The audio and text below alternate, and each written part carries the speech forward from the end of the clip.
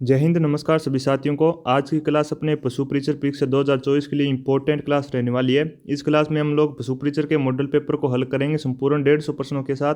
आज का अपना पहला मॉडल पेपर रहेगा। इस मॉडल पेपर में देखिए राजस्थान जीके के क्वेश्चन है, पशुपालन के, विज्ञान के, गणित के और करंट अफेयर, यानी कि टोटल अपने 150 क्वेश्चन देखेंगे। तो चलिए बिना किसी देरी के क्लास को शुरू करते हैं। और आप देख सकते हैं ये अपने राजस्थान पशु परीक्षर के लिए मॉडल पेपर 1 रहेगा। इसका पहला क्वेश्चन देखिए, सभी विद्यार्थियों को राइट आंसर कमेंट बॉक्स में साथ साथ बताते हुए चलना है। क्वेश्चन आपसे पूछा गया है, राजस्थान के किस पुरातात्विक स्थल से पगड़ी पहने स्त्री की मरण मूर्ति मिली है? क्या आहड़ से मिली है, या फिर बालाथल से, रेड से, या फिर नलियासर से? जल्दी जल्दी फटाफट से सभी साथी राइट आंसर बताएंगे कमेंट बॉक्स में। एक बार क्लास को शेयर कर देंगे और लाइक कर दीजिए। तो क्लास को शेयर कर दीजिए और लाइक कर दीजिए और चैनल को सब्सक्राइब कर लेंगे। जल्दी से इस क्वेश्चन का राइट आंसर बताएंगे। राजस्थान के किस पुरातात्विक स्थल से पगड़ी पहने स्त्री की मरण मूर्ति मिली है? 4 ऑप्शन आपके सामने, जल्दी से राइट आंसर बताइए। क्लास को शेयर करते रहेंगे सभी साथी और अपनी क्वालिटी को बढ़ाकर साथियों 1080 पर सेट कर लीजिए ताकि आपको क्वेश्चन है वो क्लियर कट दिखाई दे सके। तो देखिए, अगर बात करें साथियों यहाँ पे राइट आंसर की, यानी कि वो कौन सा पुरातात्विक स्थल है जहाँ से अपने पगड़ी पहने स्त्री की मरण मूर्ति मिलती है, तो वो अपने साथियों स्थल है रेड, यानी कि 4 नंबर ऑप्शन यहाँ पे अपना राइट हो जाएगा। नोट कीजिएगा। अब देखिए एक बार सभी साथी यहाँ पे समझने का प्रयास करेंगे। अगर आपसे क्वेश्चन पूछ लिया जाए कि बताइए रेड पुरातात्विक स्थल है, ये अपने है कहाँ पर, तो आपको ध्यान में रखना है ये अपने साथियों वर्तमान में टोंक में स्थित है, ध्यान में रखिएगा। अब बात करते हैं साथियों रेड पुरातात्विक स्थल की। यहाँ पे साथियों लोहे के अत्यधिक औजार मिलने के कारण साथियों रेड को प्राचीन राजस्थान का टाटानगर भी कहा जाता है, तो ध्यान में रखिएगा। यहाँ पे मैं आपको लिख देता हूँ। अगर आपसे क्वेश्चन पूछ लिया जाए कि बताइए प्राचीन राजस्थान का किसका साथियों, प्राचीन अगर राजस्थान का आपसे टाटानगर पूछ लिया जाए, बताइए कि प्राचीन राजस्थान का टाटानगर किसको कहते हैं, तो ध्यान में रखना है रेड पुरातात्विक स्थल को साथियों प्राचीन राजस्थान का टाटानगर कहा जाता है, ध्यान में रखना है। और ये वर्तमान में टोंक है। उम्मीद करता हूँ सभी साथियों को क्वेश्चन वो समझ में आ गया होगा। संपूर्ण 150 क्वेश्चन यहाँ पे अपन लोग हल करेंगे। टोटल साथियों अपन लोग 10 मॉडल पेपर देखने वाले हैं। रोजाना अपनी क्लास रहेगी, तो इन क्लासों से जरूर जुड़िएगा। चलिए आगे देखते हैं। नेक्स्ट क्वेश्चन देखिए, 2 नंबर क्वेश्चन आपसे पूछा गया है, बिजोलिया शिलालेख के लेखक आपको बताना साथियों कौन है? क्या कायस्थ केशव है, या फिर गुणभद्र है, या फिर श्रावक लोलाक है, या फिर गोविंद है? जल्दी से बताएंगे बिजोलिया शिलालेख के लेखक कौन है। यहाँ पे 4 ऑप्शन दिए हुए हैं और इंपॉर्टेंट लगा लेना, आपके एग्जाम में यहाँ से पक्का क्वेश्चन छपेगा, क्योंकि बिजोलिया शिलालेख से प्रत्येक एग्जाम में, राजस्थान में कोई भी एग्जाम हो, बिजोलिया शिलालेख से क्वेश्चन पूछा जाता है, तो ध्यान में रखिएगा। आपको बताना है साथियों यहाँ पे बिजोलिया शिलालेख के लेखक बताइए यहाँ पे कौन होगा। तो देखिए यहाँ पे मैं आपको राइट आंसर बता देता हूँ। यहाँ पे अपना 1 नंबर ऑप्शन राइट हो जाएगा, यानी कि कायस्थ केशव साथियों अपने बिजोलिया शिलालेख के लेखक हैं, ध्यान में रखिएगा। अब देखिए बिजोलिया शिलालेख में साथियों आपसे क्वेश्चन पूछा जाता है कि बताइए इस शिलालेख में, यानी कि बिजोलिया शिलालेख में चौहानों को क्या बताया गया है, तो ध्यान में रखिएगा चौहानों को साथियों वत्स गोत्र, ध्यान में रखिएगा। इंपॉर्टेंट क्वेश्चन बनता है यहाँ से, वत्स गोत्र ब्राह्मण बताया गया है, वत्स गोत्र ब्राह्मण यहाँ पे इस शिलालेख में बताया गया, तो ध्यान में रखिएगा। डायरेक्ट एग्जाम में क्वेश्चन छपता है, तो उम्मीद करता हूँ सभी साथियों को क्वेश्चन है वो समझ में आ गया होगा। और नोट भी करना चाहते हैं तो वो विद्यार्थी नोट भी कर सकते हैं। और पीडीएफ के लिए साथियों जैसे अपने इस यूट्यूब चैनल के ऊपर 1000 सब्सक्राइबर कंप्लीट हो जाते हैं, आपको निःशुल्क पीडीएफ मिलेगी साथियों। तो जल्दी से सब्सक्राइब बटन को क्लिक कर दीजिए और चैनल को सब्सक्राइब कर लेंगे। तो देखिए नेक्स्ट क्वेश्चन की तरफ बढ़ते हैं। आज का 3 नंबर क्वेश्चन देखिए। क्वेश्चन आपसे पूछा गया है, निम्न को सुमेलित करना है। आपको सूची 1 को सूची 2 के साथ सुमेलित करना है। एक तरफ आपको ग्रंथ के नाम दिए हुए हैं और दूसरी तरफ आपको रचनाकार के नाम दिए हुए हैं। इन दोनों के सूचियों को सुमेलित करके और इन कोट में से यहाँ पे 4 ऑप्शन में से कौन सा अपना राइट आंसर बैठता है, उनको आपको मिलान करके बताना है। एक तरफ ग्रंथ का नाम है संगीत राज, क्या इसके रचनाकार है वो चक्रपाणि मिश्र है, या फिर कलानिधि के रचनाकार कौन सा होगा, यहाँ पे गोविंद होगा, या फिर मुहूर्तमाला के रचनाकार कुंभ है, या फिर वास्तुसार के अपने रचनाकार है वो मंडन है? जल्दी से सभी साथी यहाँ पे राइट आंसर बताएंगे। इंपॉर्टेंट है, प्रत्येक एग्जाम में यहाँ से अपने पुस्तकों से संबंधित क्वेश्चन पूछा जाता है, तो जल्दी से राइट आंसर बताएंगे। सारे के सारे मोस्ट इंपॉर्टेंट क्वेश्चन है, आपके एग्जाम में यहाँ से छपेगा क्वेश्चन, तो क्लास के अंत तक सभी साथी बने रहें। संपूर्ण 150% यहाँ पे करेंगे अपन लोग। कितने करेंगे साथियों? 150 क्वेश्चन इस मॉडल पेपर में करेंगे। और रोजाना अपनी क्लास होगी, अपने 10 मॉडल पेपर एग्जाम से पहले कवर करेंगे। तो सारे के सारे विद्यार्थी इन क्लासों से जरूर जुड़िएगा ताकि आप एग्जाम में बेहतर कर सकें। अब देखिए अगर बात करें साथियों यहाँ पे राइट आंसर की, तो देखिए यहाँ पे अपना राइट आंसर हो जाए साथियों 3 नंबर ऑप्शन का, अपने 3 नंबर क्वेश्चन का 3 नंबर ऑप्शन, यानी कि यहाँ पे आप देख सकते हैं 3 नंबर ऑप्शन यहाँ पे अपना राइट हो जाएगा। यानी कि संगीत राज के लेखक कौन है साथियों? संगीत राज के लेखक हो जाएंगे महाराणा कुंभा। कलानिधि के साथियों लेखक हो जाएंगे अपने गोविंद, ध्यान में रखिएगा। और फिर अपने मुहूर्तमाला के लेखक हो जाएंगे चक्रपाणि मिश्र। और अपने वास्तुकार के लेखक हो जाएंगे साथियों मंडन। तो ये सारे के सारे अपने ग्रंथ है, नाम और इनके रचनाकार आपको ध्यान में होने चाहिए। अब बात करते हैं साथियों यहाँ पे महाराणा कुंभा की कौन कौन सी रचनाएं हैं, तो इनकी आपको रचनाएं के नाम ध्यान में रखना है क्योंकि इनसे संबंधित क्वेश्चन आते हैं। तो देखिए महाराणा कुंभा की प्रमुख रचनाओं में एक तो नाम आता है साथियों संगीत राज का। किसका नाम आता है साथियों? संगीत राज अपने महाराणा कुंभा की रचना है। फिर देखिए यहाँ पे संगीत मीमांसा अगर पूछ ली जाए, संगीत मीमांसा भी अपने महाराणा कुंभा की रचना है। और फिर अपने कामराज रतिसार अगर आपसे पूछ लिया जाए तो कामराज रतिसार भी अपने महाराणा कुंभा की है। और एक आपको ध्यान में रखना है संगीत रत्नाकर। ये सारी ये लगभग 3 से 4 अपनी रचनाएं हैं, ग्रंथों के नाम हैं। ये अपने महाराणा कुंभा के द्वारा लिखी गई है, ध्यान में रखिएगा। नोट करना चाहते हैं तो नोट भी कर सकते हैं। और पीडीएफ के लिए मैंने आपको बता दिया है, आपको इस क्लास की अगर पीडीएफ चाहिए तो जल्द से जल्द 1000 सब्सक्राइबर इस यूट्यूब चैनल पर कंप्लीट कर दीजिए, आपको निःशुल्क पीडीएफ मिलेगी। चलिए आगे बढ़ते हैं। 4 नंबर क्वेश्चन देखिए। क्वेश्चन आपसे पूछा गया है, राजस्थान में 1857 की क्रांति के समय एजेंट टू गवर्नर जनरल कौन था? क्या मिस्टर लोकेट था, या फिर जॉर्ज पैट्रिक लॉरेंस, या फिर जेडी हॉल, या फिर मेजर ईडन? सभी साथी बताएंगे। राजस्थान में 1857 की क्रांति के समय एजेंट टू गवर्नर जनरल कौन था? Mister Locket, George Patrick Lawrence, major Eden, या फिर जेडी हॉल? जल्दी से राइट आंसर बताएंगे। सभी साथियों को क्लास में अंत तक बने रहना है, जब तक 150 क्वेश्चन ना हो जाए। जल्दी से क्लास को शेयर कर दीजिए और राइट आंसर बताइए 4 नंबर क्वेश्चन का। 1857 की क्रांति के समय साथियों आपको राजस्थान का एजेंट टू गवर्नर जनरल बताना है। तो देखिए अगर बात करें यहाँ पे राइट आंसर की, तो देखिए यहाँ पे अपना 4 नंबर क्वेश्चन का साथियों 2 नंबर ऑप्शन अपना राइट हो जाएगा। यानी कि जॉर्ज पैट्रिक लॉरेंस है, ये अपने साथियों 1857 की क्रांति के समय राजस्थान के एजेंट टू गवर्नर जनरल थे, ध्यान में रखिएगा।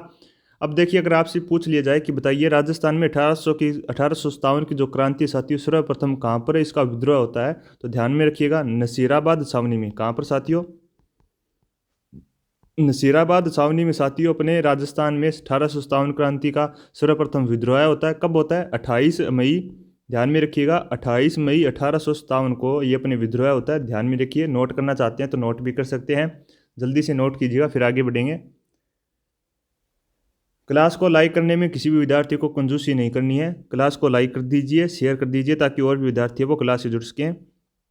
चलिए नेक्स्ट इंपॉर्टेंट क्वेश्चन अपना पूछा गया है कि बताइए 5 नंबर क्वेश्चन है, महाराणा प्रताप के बारे में कौन सा कथन यहाँ पे सत्य नहीं है? क्या महाराणा प्रताप के हाथी का नाम चेतक था, या फिर महाराणा प्रताप का राज्याभिषेक है वो अपने 28 फरवरी 1572 में हुआ?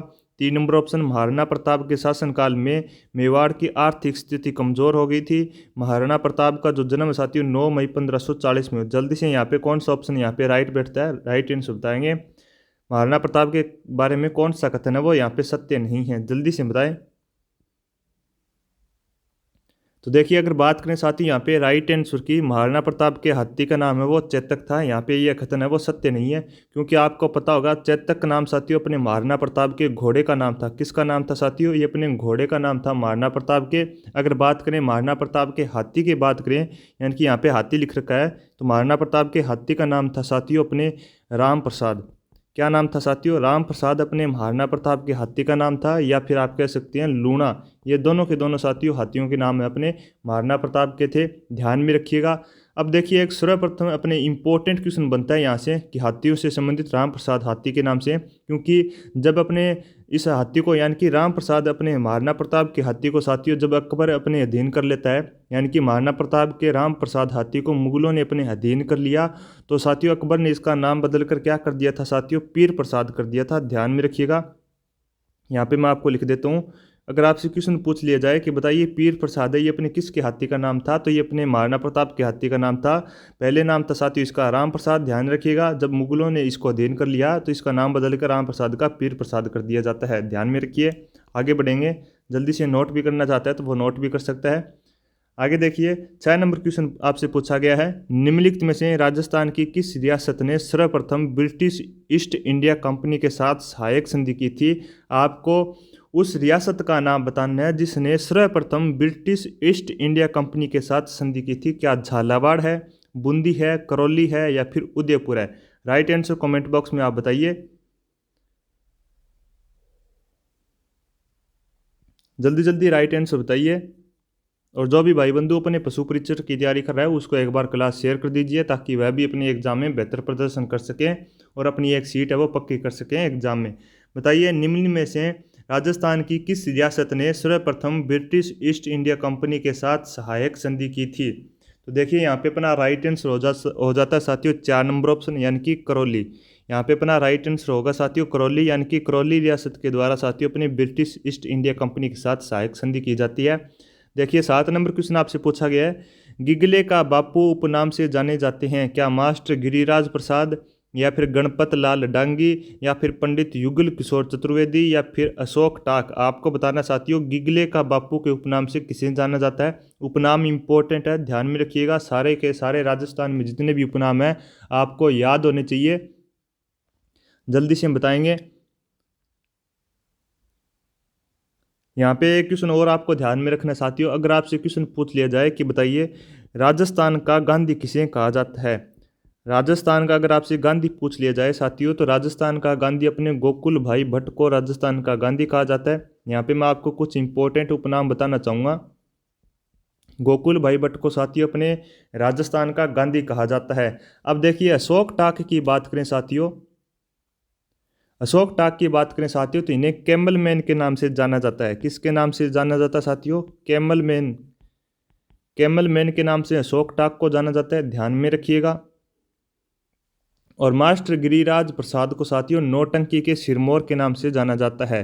नौटंकी के अगर आपसे सिरमौर पूछ लिया जाए कि बताइए नौटंकी के सिरमौर के उपनाम से किसे जाना जाता है तो मास्टर गिरिराज प्रसाद को साथियों नौटंकी के सिरमौर के उपनाम से जाना जाता है, याद रखिएगा। और पंडित युगल किशोर चतुर्वेदी यानी कि 3 नंबर ऑप्शन की बात करें तो इन्हें राजस्थान का नेहरू कहा जाता है। सबसे इंपॉर्टेंट है, आपके एग्जाम में आ सकता है, राजस्थान का नेहरू किसे कहा जाता है तो राजस्थान का नेहरू अपने पंडित युगल किशोर चतुर्वेदी को कहा जाता है। और यहाँ पे अपने गिगले का बापू का राइट आंसर हो जाएगा 2 नंबर ऑप्शन यानी कि गणपत लाल डांगी साथियों अपने गिगले के बापू के उपनाम से जाने जाते हैं। तो ये अपने सारे के सारे उपनाम आप नोट कीजिएगा, एक बार दोबारा से भी देख लेते हैं, फटाफट से क्वेश्चनों को हल करेंगे साथियों। इसी प्रकार संपूर्ण व्याख्या सहित अगर आप भी राजस्थान जीके पढ़ना चाहते हैं तो आज ही हमारे यूट्यूब चैनल से जुड़ जाएं और अपनी तैयारी को बेहतर कीजिए। तो देखिए यहाँ पे सर्वप्रथम अपन लोगों ने बात की थी साथियों कि अगर मास्टर गिरिराज प्रसाद की बात करें साथियों तो इन्हें नौटंकी के सिरमौर के उपनाम से जाना जाता है। और गणपत लाल डांगी के बारे में मैंने आपको बता दिया, इन्हें गिगले का बापू कहा जाता है। अशोक टाक को साथियों कैमल मैन के नाम से जाना जाता है। अगर आपसे राजस्थान का गांधी पूछ लिया जाए तो राजस्थान का गांधी साथियों अपने गोकुल भाई भट्ट को कहते हैं। और अपने राजस्थान का नेहरू अगर आपसे पूछ लिया जाए राजस्थान का नेहरू तो राजस्थान का नेहरू कहते हैं पंडित युगल किशोर चतुर्वेदी को। सारे के सारे इंपॉर्टेंट है, नोट कीजिएगा, फिर आगे बढ़ेंगे। अगर आपको क्वेश्चन पसंद आ रहा है या फिर आपने क्लास पसंद आ रही है या फिर क्वेश्चन अच्छे लग रहे हैं या फिर समझ में आ रहे हैं तो आप एक बार क्लास को लाइक कर दीजिए। और अगर आप हमें सपोर्ट करना चाहते हैं तो आज ही हमारे यूट्यूब चैनल को सब्सक्राइब करके और एग्ज़ाम से पहले पहले अपने 1000 सब्सक्राइबर कंप्लीट कर दीजिए। आपका बहुत बहुत आभारी रहूँगा। फिर आगे बढ़ेंगे, चलिए 8 नंबर क्वेश्चन की बात करते हैं। उम्मीद करता हूँ सभी साथियों को क्लास है वो पसंद आ रही होगी। नेक्स्ट क्वेश्चन आपसे पूछा गया है कि बताइए मारवाड़ यूथ लीग की स्थापना कब की गई। क्या वर्ष 1932 में या फिर 1920 में या फिर 1923 में या फिर 1931 में। जल्दी से बताएं मारवाड़ यूथ लीग की स्थापना है वो कब की जाती है। राइट आंसर बताएंगे सभी साथी, यहाँ पे कौन सा रहेगा। 4 ऑप्शन आपके सामने है। आपको साथियों मात्र साथियों 1000 सब्सक्राइब करने हैं। इसमें साथियों कमी लगभग अपने 150 सब्सक्राइबर की कमी रही है। आप एग्ज़ाम से पहले इसको निश्चित रूप से पूरा कर सकते हैं, ये मुझे आपके ऊपर भरोसा है। तो एग्ज़ाम से पहले पहले साथियों आप हमें सपोर्ट करके 1000 सब्सक्राइबर कंप्लीट कर सकते हैं। और एक मात्र साथियों आपको सहारा है अपने लाइक बटन दबाने का। लाइक बटन के ऊपर क्लिक कर दीजिए और क्लास को शेयर कर दीजिए। अब देखिए यहाँ पे अगर बात करें राइट आंसर की तो अपना 3 नंबर ऑप्शन अपना राइट हो जाएगा। यानी कि वर्ष 1931 के अंदर साथियों मारवाड़ यूथ लीग की स्थापना की जाती है। नोट कीजिएगा 3 नंबर ऑप्शन अपना राइट है।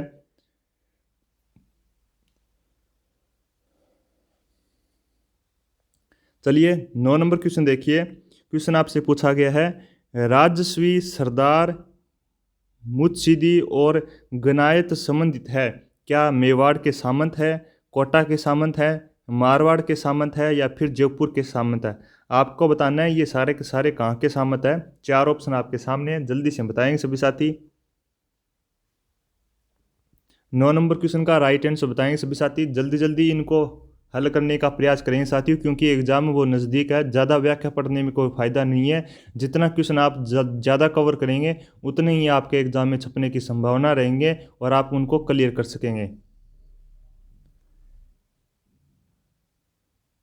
अब देखिए साथियों, अगर बात करें यहाँ पे राजवी की बात करें तो राजवी साथियों अपने राजा के निकट संबंधी यानी कि छोटे भाई राजवी कहलाते थे। क्या कहलाते थे साथियों? राजवी कहलाते थे, छोटे भाई जो कि अपने राजा के निकट संबंधित होते थे। ये आपको ध्यान में रखना है। और अगर बात करें साथियों यहाँ पे सरदार की तो इनकी साथियों 4 उप श्रेणियाँ थी। मैं आपको बोलकर बताना चाहूँगा क्योंकि यहाँ पे नोट करने के लिए ज़्यादा स्पेस नहीं साथियों, तो ध्यान में एक बार सभी साथी ध्यानपूर्वक समझते हुए और सुनते हुए चलेंगे। सरदार में साथियों इनकी 4 उप श्रेणियाँ थी। एक जिसमें साथियों एक सियारत था, एक हाथ के कुरूब के ताजिम के सरदार और एक हिकहरी ताजिम के सरदार और एक बाह पसाव के सरदार। और बात करें साथियों यहाँ पे मुतसिद्दी की बात करें तो ये अपने जागीर प्राप्त अधिकारी वर्ग था। यहाँ पे आप देख सकते हैं ये साथियों अपने जागीर प्राप्त अधिकारी वर्ग था। और गनायत की बात करें साथियों तो ये अपने गनायत बाहर से आए हुए सरदार जिन्हें राजा की अधीनता स्वीकार कर ली थी उन्हें गनायत कहा जाता था। तो यहाँ पे अपना राइट आंसर हो जाएगा साथियों 4 नंबर ऑप्शन, यानी कि ये मारवाड़ के सामंत थे। ध्यान में रखिएगा 4 नंबर ऑप्शन अपना राइट हो जाता है। आगे बढ़ेंगे नेक्स्ट क्वेश्चन की तरफ। 10 नंबर क्वेश्चन देखिए। यहाँ पे आपसे क्वेश्चन पूछा गया है 10 नंबर क्वेश्चन, चिरवा सेवा समिति का संबंध है वो किस किसान आंदोलन से है। जल्दी से बताएंगे चिरवा सेवा समिति का संबंध है वो किस किसान आंदोलन से है। क्या जयपुर किसान आंदोलन से, मारवाड़ किसान आंदोलन, बीकानेर किसान आंदोलन या फिर दूध व खारा किसान आंदोलन। ABCD में कौन सा ऑप्शन यहाँ पे राइट बैठता है? जल्दी से राइट आंसर बताएंगे। इंपॉर्टेंट है, किसान आंदोलन विशेषकर पढ़कर जाना साथियों, आपके एग्जाम में यहाँ से पक्का क्वेश्चन छपेगा।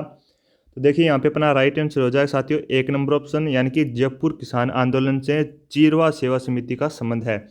देखिए 11 नंबर क्वेश्चन सबसे इंपॉर्टेंट है, इंपॉर्टेंट लगा लेना, वेरी वेरी इंपॉर्टेंट है।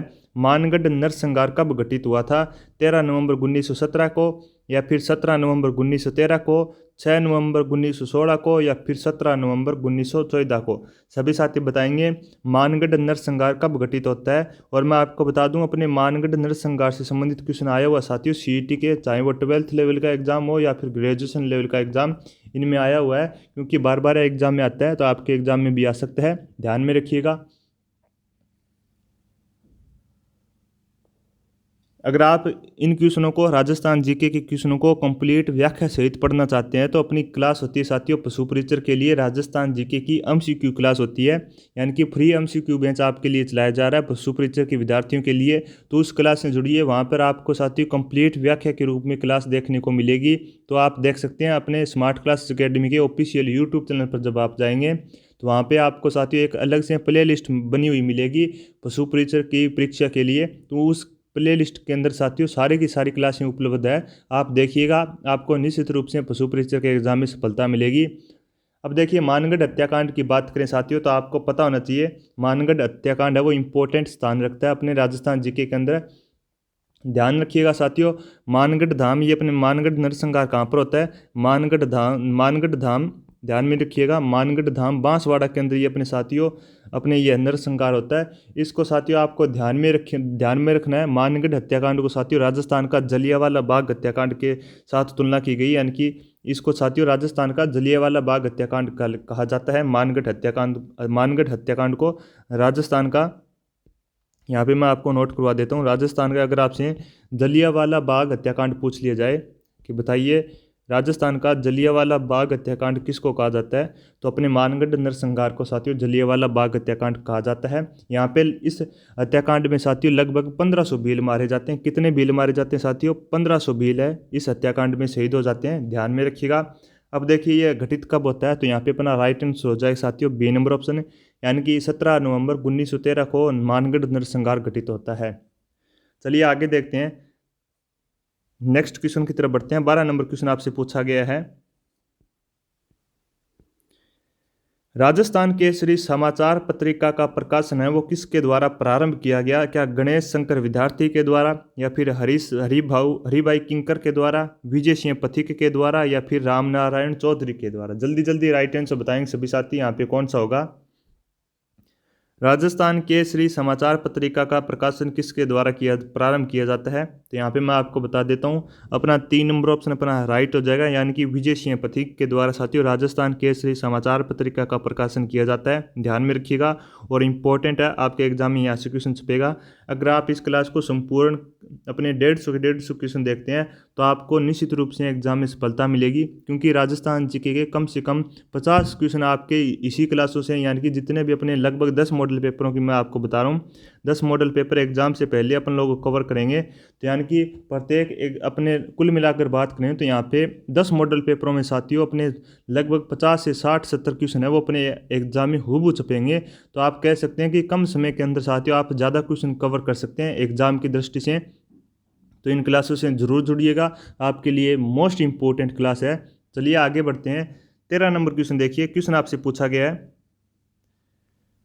अगर जिस भी विद्यार्थी को क्वेश्चन अच्छी तरीके से दिखाई नहीं दे रहा है तो अपनी क्वालिटी को, वीडियो की क्वालिटी को साथियों बढ़ाकर 1080 पर सेट कर लिए, आपको निश्चित रूप से क्लियर कट दिखाई देगा HD के रूप में।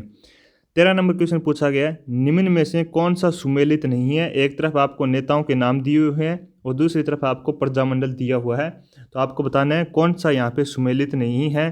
क्या छगनलाल चौपासानी वाला अपने मेवाड़ प्रजामंडल से संबंधित नहीं है, या फिर कृष्णदत्त पालीवाल धौलपुर, हरिनारायण शर्मा अलवर, मांगीलाल भव्य झालावाड़? जल्दी से राइट आंसर बताएंगे यहाँ पे कौन सा होगा। आपको सुमेलित नहीं है बताना है कौन सा होगा, क्योंकि ये अपने नए, आप कह सकते हैं नए टाइप का क्वेश्चन पूछे जाने का ट्रेंड है, सुमेलित नहीं है वाला। यहाँ पे आपको एक ही क्वेश्चन में लगभग 3 से 4 क्वेश्चन पूछ लिए जाते हैं। अगर आपकी तैयारी अच्छी है तभी आप इस क्वेश्चन को हल कर सकेंगे। तो बताइए कहाँ पे अपना राइट आंसर रहेगा इन 4 ऑप्शन में से?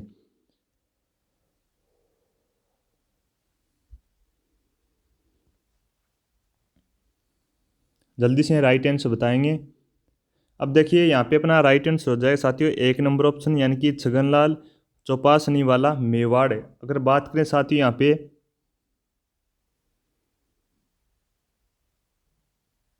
अगर बात करें साथियों यहाँ पे छगनलाल चौपासनी वाला की बात करें, ये अपने मेवाड़ प्रजामंडल से संबंधित नहीं रखते, आपको ध्यान में रखना है, मारवाड़ प्रजामंडल से संबंधित है, ध्यान में रखिएगा। यहाँ पे अपना 1 नंबर ऑप्शन राइट हो जाता है। 14 नंबर क्वेश्चन आपसे पूछा गया है, रियासती विभाग की स्थापना कब की गई? आपको बताना है रियासती विभाग की स्थापना है वो कब की गई, 18 जुलाई 1948 को, या फिर बी नंबर ऑप्शन 7 अगस्त 1947 को, या फिर 3 नंबर ऑप्शन 7 अगस्त 1948 को, या फिर 5 जुलाई 1947 को? रियासती विभाग की स्थापना आपको बताना है कब की गई। तो यहाँ पे अपना राइट आंसर हो जाएगा साथियों 4 नंबर ऑप्शन, यानी कि 5 जुलाई 1947 को रियासती विभाग की स्थापना की जाती है। इसके अध्यक्ष आपको ध्यान में रखना है, अध्यक्ष थे साथियों सरदार वल्लभ भाई पटेल, सरदार वल्लभ भाई पटेल इसके अध्यक्ष थे, ध्यान में रखिएगा। यहाँ पे अपना राइट आंसर हो गया साथियों 4 नंबर ऑप्शन। आगे बढ़ेंगे। 15 नंबर क्वेश्चन आपसे पूछा गया है, राजस्थान एकीकरण के चतुर्थ चरण को किस नाम से जाना जाता है? इंपॉर्टेंट, वृहद राजस्थान के नाम से, या फिर संयुक्त राजस्थान के नाम से, संयुक्त वृहद राजस्थान के नाम से, या फिर राजस्थान संघ के नाम से? जल्दी से बताएंगे राजस्थान एकीकरण के चतुर्थ चरण को, यानी कि चौथे चरण को किस नाम से जाना जाता है? तो ध्यान में रखिएगा, यहाँ पे अपना राइट आंसर हो जाएगा साथियों 1 नंबर ऑप्शन, यानी कि वृहद राजस्थान के रूप में राजस्थान के चौथे चरण को जाना जाता है। नोट कीजिएगा, जल्दी से नोट कीजिएगा, 1 नंबर ऑप्शन यहाँ पे अपना राइट हो जाएगा। चलिए नेक्स्ट क्वेश्चन की तरफ बढ़ते हैं। ज़्यादा व्याख्या पढ़ने का साथियों अपने पास समय नहीं है, क्योंकि एग्जाम नज़दीक है, तो ज़्यादा से ज़्यादा क्वेश्चन कवर करने का प्रयास करेंगे। यहाँ पे आपसे क्वेश्चन पूछा गया है, लोठू जी निठारवाल प्रमुख स्वतंत्र सेनानी थे, इनका संबंध आपको बताना है कौन से जिले से थे। ये भरतपुर से, सीकर से, जयपुर से या फिर अलवर से। राइट आंसर बताएंगे सभी साथी, जल्दी से राइट आंसर बताइए। तो देखिए अगर बात करें राइट आंसर की तो अपना 2 नंबर ऑप्शन यहाँ पे राइट हो जाएगा, यानी कि सीकर से संबंध रखते हैं अपने लोठू जी निठारवाल। नोट कीजिएगा। 16 के बाद में साथियों 17 नंबर क्वेश्चन देखिए। क्वेश्चन आपसे पूछा गया है, महिलाओं के साथ किए गए दुर्व्यवहार के विरोध में कटराथल नामक स्थान पर किसकी अध्यक्षता में एक विशाल महिला सम्मेलन आयोजित किया गया। किसकी अध्यक्षता में यह सम्मेलन आयोजित किया जाता है, आपको उसका नाम बताना है। क्या अंजना देवी चौधरी है, या फिर शारदा भार्गव है, रतन शास्त्री है, या फिर किशोरी दास। जल्दी से राइट आंसर बताएंगे। महिलाओं के साथ किए गए दुर्व्यवहार के विरोध में कटरा स्थल नामक स्थान पर किसकी अध्यक्षता में एक विशाल महिला सम्मेलन आयोजित किया जाता है। तो मैं आपको बता दूं यहाँ पे अपना राइट आंसर हो जाए साथियों 4 नंबर ऑप्शन, यानी कि किशोरी देवी के अध्यक्षता में साथियों अपने कटरा स्थल नामक स्थान पर एक अपने सम्मेलन आयोजित किया जाता है। तो आपको याद रखना है किशोरी देवी, 4 नंबर ऑप्शन यहाँ पे अपना राइट हो जाता है, नोट कीजिएगा। अब मैं आपको बता दूं इसमें सम्मेलन में भाग लेने वाली महिलाओं की संख्या भी आपको ध्यान में रखिएगा। लगभग अपने 10,000 महिलाओं ने इस सम्मेलन में भाग लिया था। कितनी महिलाओं ने साथियों, 10,000 महिलाओं ने इस सम्मेलन में भाग लिया जाता है, ध्यान में रखिएगा। और इस सम्मेलन में साथियों ठाकुर देशराज की पत्नी उत्तमा देवी ने जोरदार भाषण दिया था, ये भी आपको ध्यान में रखना है।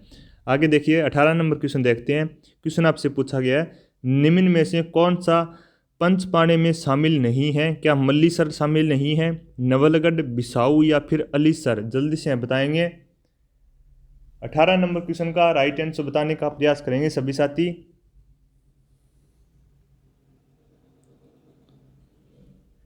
आपको बताना है पंचपाणे में शामिल नहीं है, इनमें से 4 ऑप्शन आपके सामने है।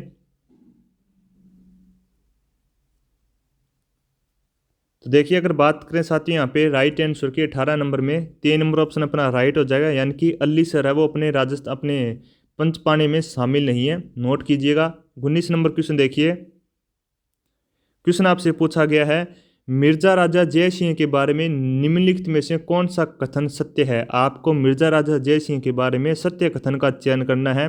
क्या 1 नंबर ऑप्शन रहेगा, मिर्जा राजा जय सिंह अपने समय का वीर, साहसी, दूरदर्शी एवं कूटनीतिज्ञ शासक था, या फिर बी नंबर ऑप्शन 1630 ईस्वी में मिर्जा राजा जय सिंह शाहजहां के साथ बीजापुर और गोलकुंडा अभियान पर गया। 3 नंबर ऑप्शन जहांगीर ने मिर्जा राजा जय सिंह को 3000 जात एवं 5000 सवारों का मनसब प्रदान दिया, या फिर उपयुक्त सभी। जल्दी से राइट आंसर बताने का प्रयास करेंगे। जल्दबाजी किसी भी विद्यार्थी को नहीं करना है, आपको राइट आंसर का चयन करके इस क्वेश्चन में राइट आंसर कौन सा होगा अपने कमेंट बॉक्स में आप बता सकते हैं। मिर्जा राजा जय सिंह के बारे में मैं आपको बता देता हूं साथियों, ये अपने मात्र 10 वर्ष की आयु में यानी कि 1621 के अंदर साथियों ये अपने आमेर का शासक बन जाता है, ध्यान में रखिएगा। और बात करें साथियों मिर्जा राजा जय सिंह की, तो ये अपने जहांगीर ने इन्होंने 3000 जात व 1500 सवारों का मनसब प्रदान किया था।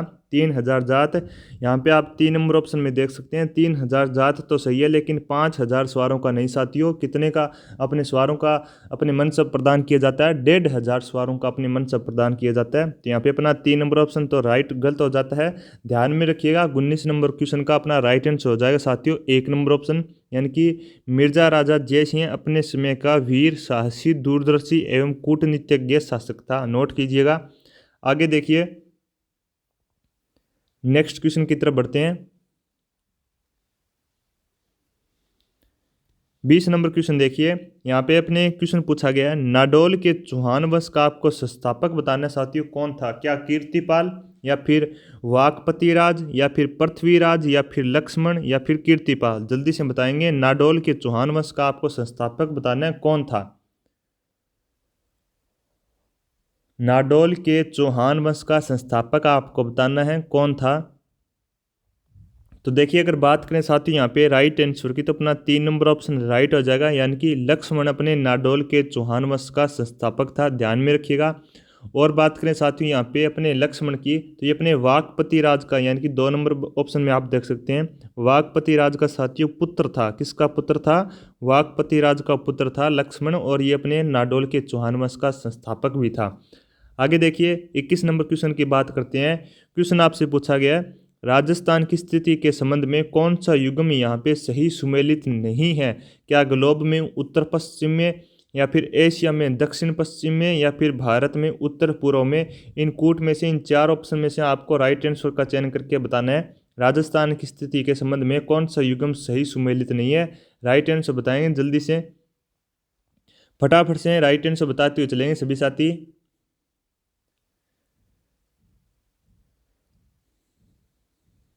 यहाँ पे मैं आपको बता देता हूँ, चलिए इस क्वेश्चन को अभी हल कर लेते हैं। यहाँ पे आपसे भारत की दिशा में दी हुई है साथियों उत्तर पूर्व में। यहाँ पे भारत में साथियों राजस्थान की स्थिति है उत्तर पूर्व में नहीं है। राजस्थान की स्थिति अपने साथियों उत्तर पश्चिम में, उत्तर पश्चिम में साथियों अपने भारत के अंदर राजस्थान की स्थिति है। अब देखिए एशिया में साथियों दक्षिण पश्चिम दे रखा है, तो ध्यान में रखिएगा एशिया महाद्वीप में साथियों राजस्थान की स्थिति है अपने दक्षिण पश्चिम में है। अब बात करें ग्लोब में साथियों, तो ये अपने उत्तरी पूर्वी गोलार्ध में है। अपने यहाँ पे राइट गलत हो जाता है 1 नंबर ऑप्शन, यानी कि ग्लोब में साथियों राजस्थान की स्थिति उत्तरी पूर्वी गोलार्ध में, उत्तरी पूर्वी गोलार्ध में है। तो आप देख सकते हैं यहाँ पे अपने जो 1 नंबर ऑप्शन है यहाँ पे गलत हो जाता है, तो ध्यान में रखिएगा। यहाँ पे अपना राइट आंसर हो जाएगा साथियों 3 नंबर ऑप्शन, यानी कि केवल 1 व 3 यहाँ पे राइट होंगे।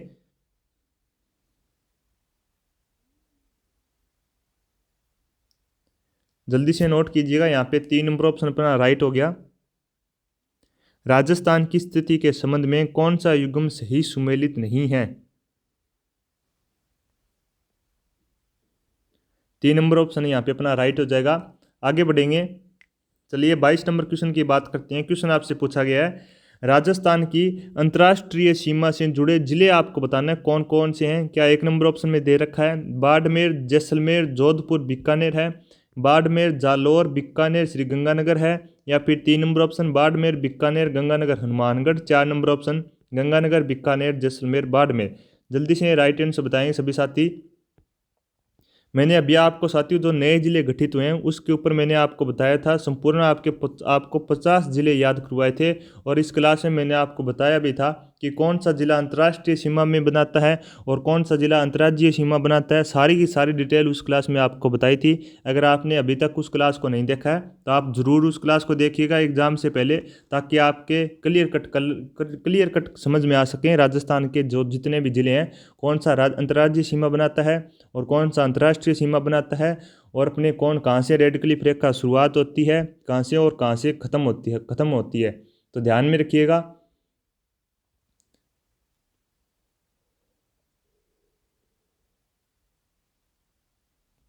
जिस भी विद्यार्थी ने मैंने जो 50 जिले वाले याद करवाए थे क्लास, अगर उसने देखी है तो इस क्लास का आंसर, इस क्वेश्चन का 22 नंबर क्वेश्चन का आंसर है वो आप बड़ी आसानी से बता सकते हैं।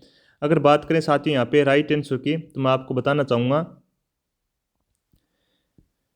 देखिए यहाँ पे अगर बात करें साथियों राइट आंसर की, तो अपना 4 नंबर ऑप्शन राइट हो जाएगा। ध्यान में रखिएगा, यानी कि राजस्थान की अंतर्राष्ट्रीय सीमा से जुड़े जिले हैं वो एक तो गंगानगर है, एक बीकानेर है, एक जैसलमेर है, एक बाड़मेर है। ध्यान में रखिएगा, गंगानगर, बीकानेर, जैसलमेर, बाड़मेर, नोट कीजिएगा।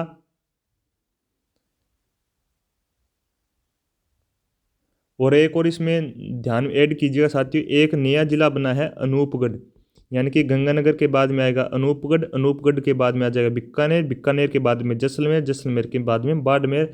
और ध्यान में रखिएगा ये अपने राज्य में शुरुआत इसकी अंतर्राष्ट्रीय सीमा की होती है हिंदुमल कोट गंगानगर से, और अंत होता है साथियों इसका बाखासर गाँव बाड़मेर में। आगे बढ़ेंगे, 23 नंबर क्वेश्चन देखिए। अब साथियों अपने डायरेक्ट आंसर बताता हुआ चलूँगा, क्योंकि क्वेश्चन अपने को साथियों इस क्लास में 150 क्वेश्चन कवर करने हैं। अगर प्रत्येक क्वेश्चन की इसी प्रकार अगर आप व्याख्या देखते हुए चलेंगे तो क्लास वो ज़्यादा लंबी हो जाएगी, इतने आपको यहाँ पे व्याख्या नहीं पढ़नी है। ज़्यादा से ज़्यादा क्वेश्चन अपन लोग कवर करने का प्रयास करेंगे। इस मॉडल पेपर में अपन लोगों को 150 क्वेश्चन कवर करने हैं, तो क्लास में बने रहिए। आपको जल्दी से यहाँ पे 150 क्वेश्चन है वो कवर करवा दिए जाएंगे। चलिए फटाफट से क्वेश्चनों को हल करते हैं। 23 नंबर क्वेश्चन आपसे पूछा गया है, थार मरुस्थल के संबंध में निम्न कथनों पर विचार करना है, वह सही विकल्प का चयन करना है। क्या थार का मरुस्थल है वो तैथिस सागर का अवशेष है? 2 नंबर ऑप्शन, राज्य में थार के मरुस्थल की ढाल पर, राज्य में थार के मरुस्थल की ढाल उत्तर पश्चिम से दक्षिण पूर्व की ओर है। 3 नंबर ऑप्शन, राजस्थान के कुल 61.11% भाग पर थार का मरुस्थल है। और 4 नंबर ऑप्शन, राज्य की 23% जनसंख्या इस भूभाग में निवास करती है। कूट आपको दिए हुए हैं, केवल 1 व 2, केवल 1, 2, 4 और केवल 1 व 3, और उपयुक्त सभी। जल्दी से राइट आंसर बताएंगे 23 नंबर क्वेश्चन का।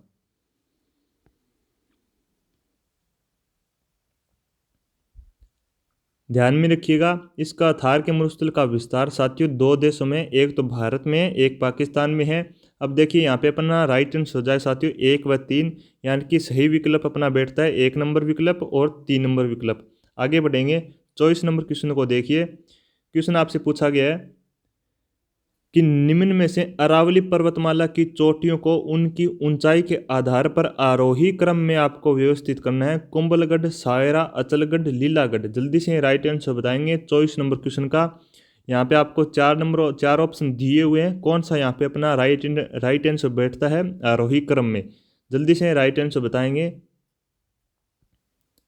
और पीडीएफ अगर आपको चाहिए साथियों तो टेलीग्राम चैनल से जुड़ जाना। जैसे ही अपने 1000 सब्सक्राइबर कंप्लीट होते हैं, जैसे ही अपने 1000 सब्सक्राइबर कंप्लीट होते हैं, आपको टेलीग्राम चैनल के द्वारा निःशुल्क पीडीएफ आपको उपलब्ध करवा दी जाएगी, ताकि आप क्विक रिवीजन कर सकेंगे। और मैं आपको बता दूं, ये आप देख सकते हैं, इस प्रकार आपको साथियों उत्तर है वो हाईलाइट करे हुए मिलेंगे, तो आपको उत्तर देखने की इधर उधर ज़्यादा भी परेशानी नहीं होगी। आप जो भी अपने हाईलाइट ऑप्शन किया होगा वो अपना उत्तर रहेगा। तो पीडीएफ के लिए जल्द से जल्द सपोर्ट करके हमें साथियों आप 1000 सब्सक्राइबर कर दीजिए, आपको निःशुल्क पीडीएफ मिल जाएगी। तो बताइए 24 नंबर क्वेश्चन का यहाँ पे कौन सा ऑप्शन राइट बैठेगा?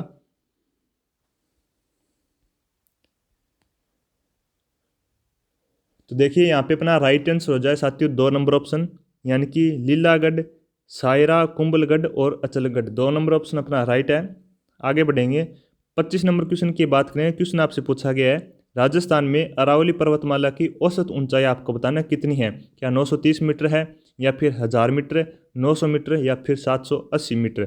आपको अरावली पर्वतमाला की औसत ऊंचाई बतानी है, राजस्थान में कितनी है।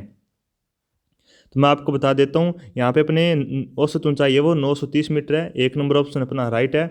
आगे देखिए 26 नंबर क्वेश्चन में, निम्न में से कौन सा नदी संबंधित जिला सुमेलित नहीं है? कोठारी राजसमंद, मेनाल भीलवाड़ा, खारी राजसमंद, डाई सलूम्बर। राइट आंसर बताएंगे, निम्न में से कौन सा नदी संबंधित जिला है वो सुमेलित नहीं है? तो यहाँ पे मैं आपको बता देता हूँ, 3 नंबर ऑप्शन अपना राइट हो जाएगा, यानी कि डाई सलूम्बर यहाँ पे अपना राइट आंसर रहेगा। नोट कीजिएगा 3 नंबर ऑप्शन। चलिए 27 नंबर क्वेश्चन की तरफ बढ़ते हैं। क्वेश्चन अगला आपसे पूछा गया है,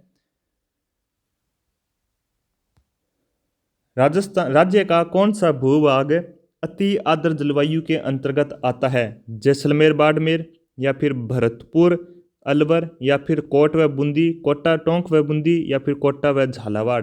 राज्य का कौन सा भूभाग अति आर्द्र जलवायु के अंतर्गत आता है?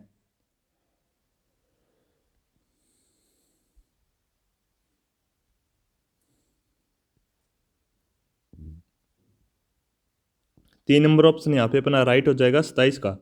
आगे देखिए 28 नंबर क्वेश्चन की बात करते हैं। राजस्थान में कृषि विभागीय मृदा वर्गीकरण के अनुसार रेवेरीना मृदा पाई जाती है बीकानेर में, गंगानगर में, हनुमानगढ़ में, जैसलमेर एवं बीकानेर में। जल्दी से हम बताएंगे, राजस्थान में कृषि विभागीय मृदा वर्गीकरण के अनुसार रेवेरीना मृदा है साथियों कहाँ पर पाई जाती है? तो नोट कीजिएगा, यहाँ पे अपना राइट आंसर रहेगा साथियों 28 का 2 नंबर ऑप्शन, यानी कि गंगानगर में पाई जाती है। याद रखिएगा 2 नंबर ऑप्शन अपना राइट है। 29 नंबर क्वेश्चन देखिए। क्वेश्चन आपसे पूछा गया है, निम्न में से कौन सी राजस्थान में वनों के प्रशासनिक वैधानिक वर्गीकरण की श्रेणी नहीं है? आरक्षित, अनारक्षित, अनारक्षित, अवर्गीकृत या फिर सुरक्षित? जल्दी से बताएं। निम्न में से कौन सी राजस्थान में वनों के प्रशासनिक या फिर वैधानिक वर्गीकरण की श्रेणी नहीं है? तो मैं आपको बता दूं, यहाँ पे अपना राइट आंसर हो जाए साथियों 2 नंबर ऑप्शन अनारक्षित। आगे बढ़ेंगे, 30 नंबर क्वेश्चन की बात करते हैं। क्वेश्चन आपसे पूछा गया है, निम्न में से कौन सा सिंचाई परियोजना जिला सुमेलित है? तकली सिंचाई परियोजना बूंदी, परवन झालावाड़, अंधेरी परियोजना सवाई माधोपुर, सावन भादो परियोजना डूंगरपुर? जल्दी से बताएं, निम्न में से कौन सा अपने सिंचाई परियोजना जिला है वो सुमेलित नहीं है? तो मैं आपको बता दूं, यहाँ पे अपना राइट आंसर हो जाए साथियों 2 नंबर ऑप्शन यानी कि परवन झालावाड़। आगे देखिए, 31 नंबर क्वेश्चन की बात करते हैं। चंबल परियोजना में राजस्थान की हिस्सेदारी कितने प्रतिशत है? आपको बताना है चंबल परियोजना में राजस्थान की जो हिस्सेदारी है वो कितने प्रतिशत है? 35, 50, 45 या फिर 55?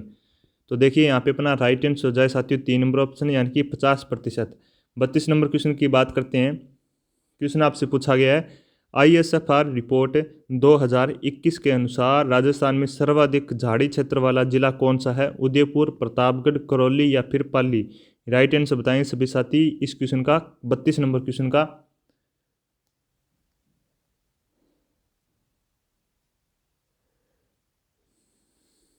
इंडियन स्टेट फॉरेस्ट रिपोर्ट यानी कि ISFR 2021 के अनुसार सर्वाधिक झाड़ी वाला क्षेत्र जिला कौन सा है? तो मैं आपको बता दूं, यहाँ पे अपना राइट आंसर हो जाए साथियों पाली यानी कि 4 नंबर ऑप्शन अपना राइट है, ध्यान में रखिएगा।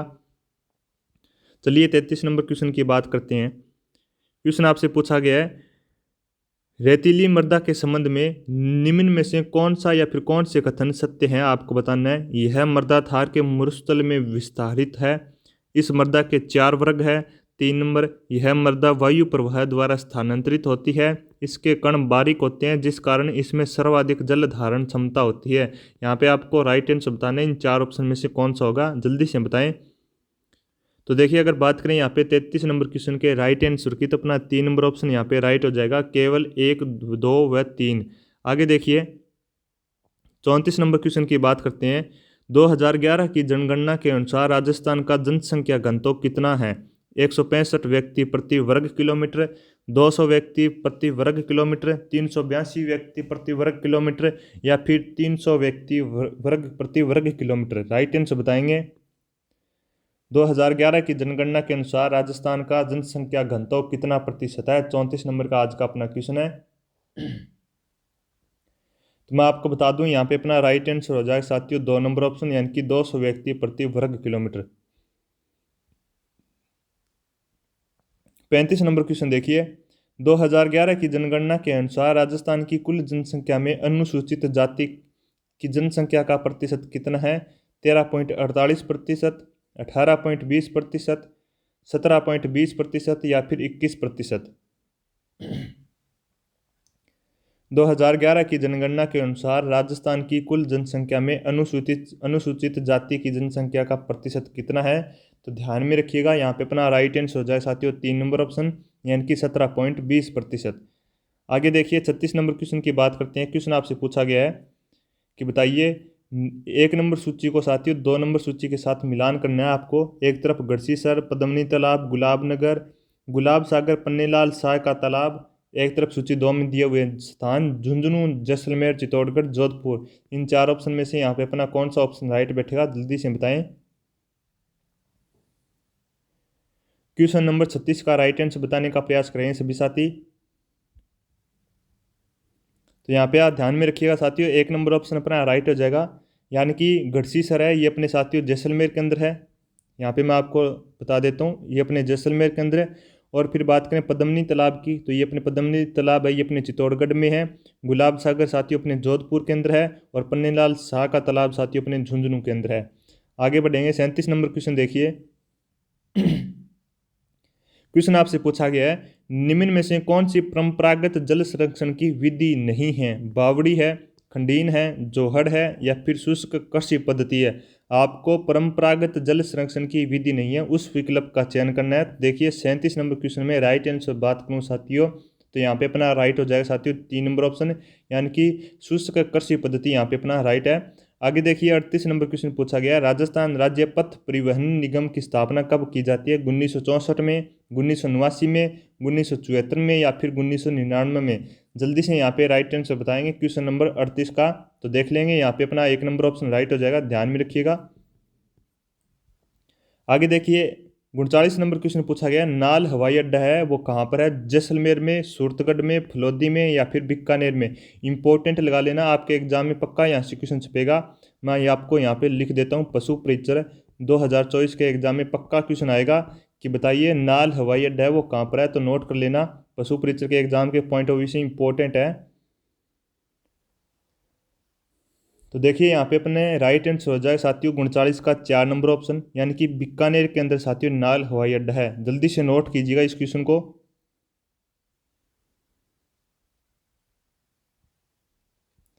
जल्दी से नोट कीजिएगा।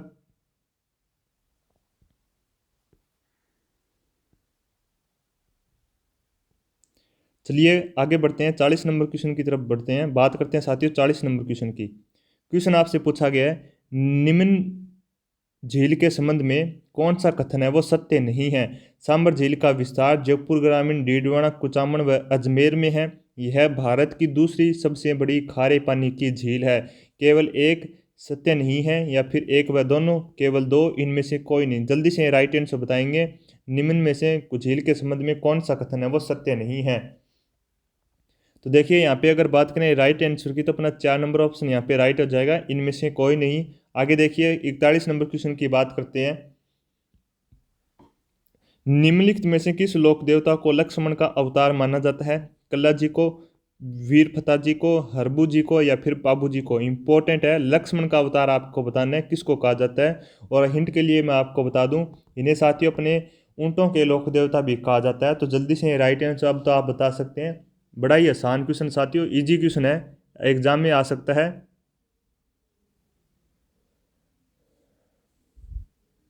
तो देखिए अगर बात करें साथियों यहाँ पे राइट आंसर की, तो अपना 41 का साथियों 3 नंबर ऑप्शन अपना राइट हो जाएगा। पाबूजी को साथियों ध्यान में रखिएगा, ऊँटों के लोक देवता भी कहा जाता है।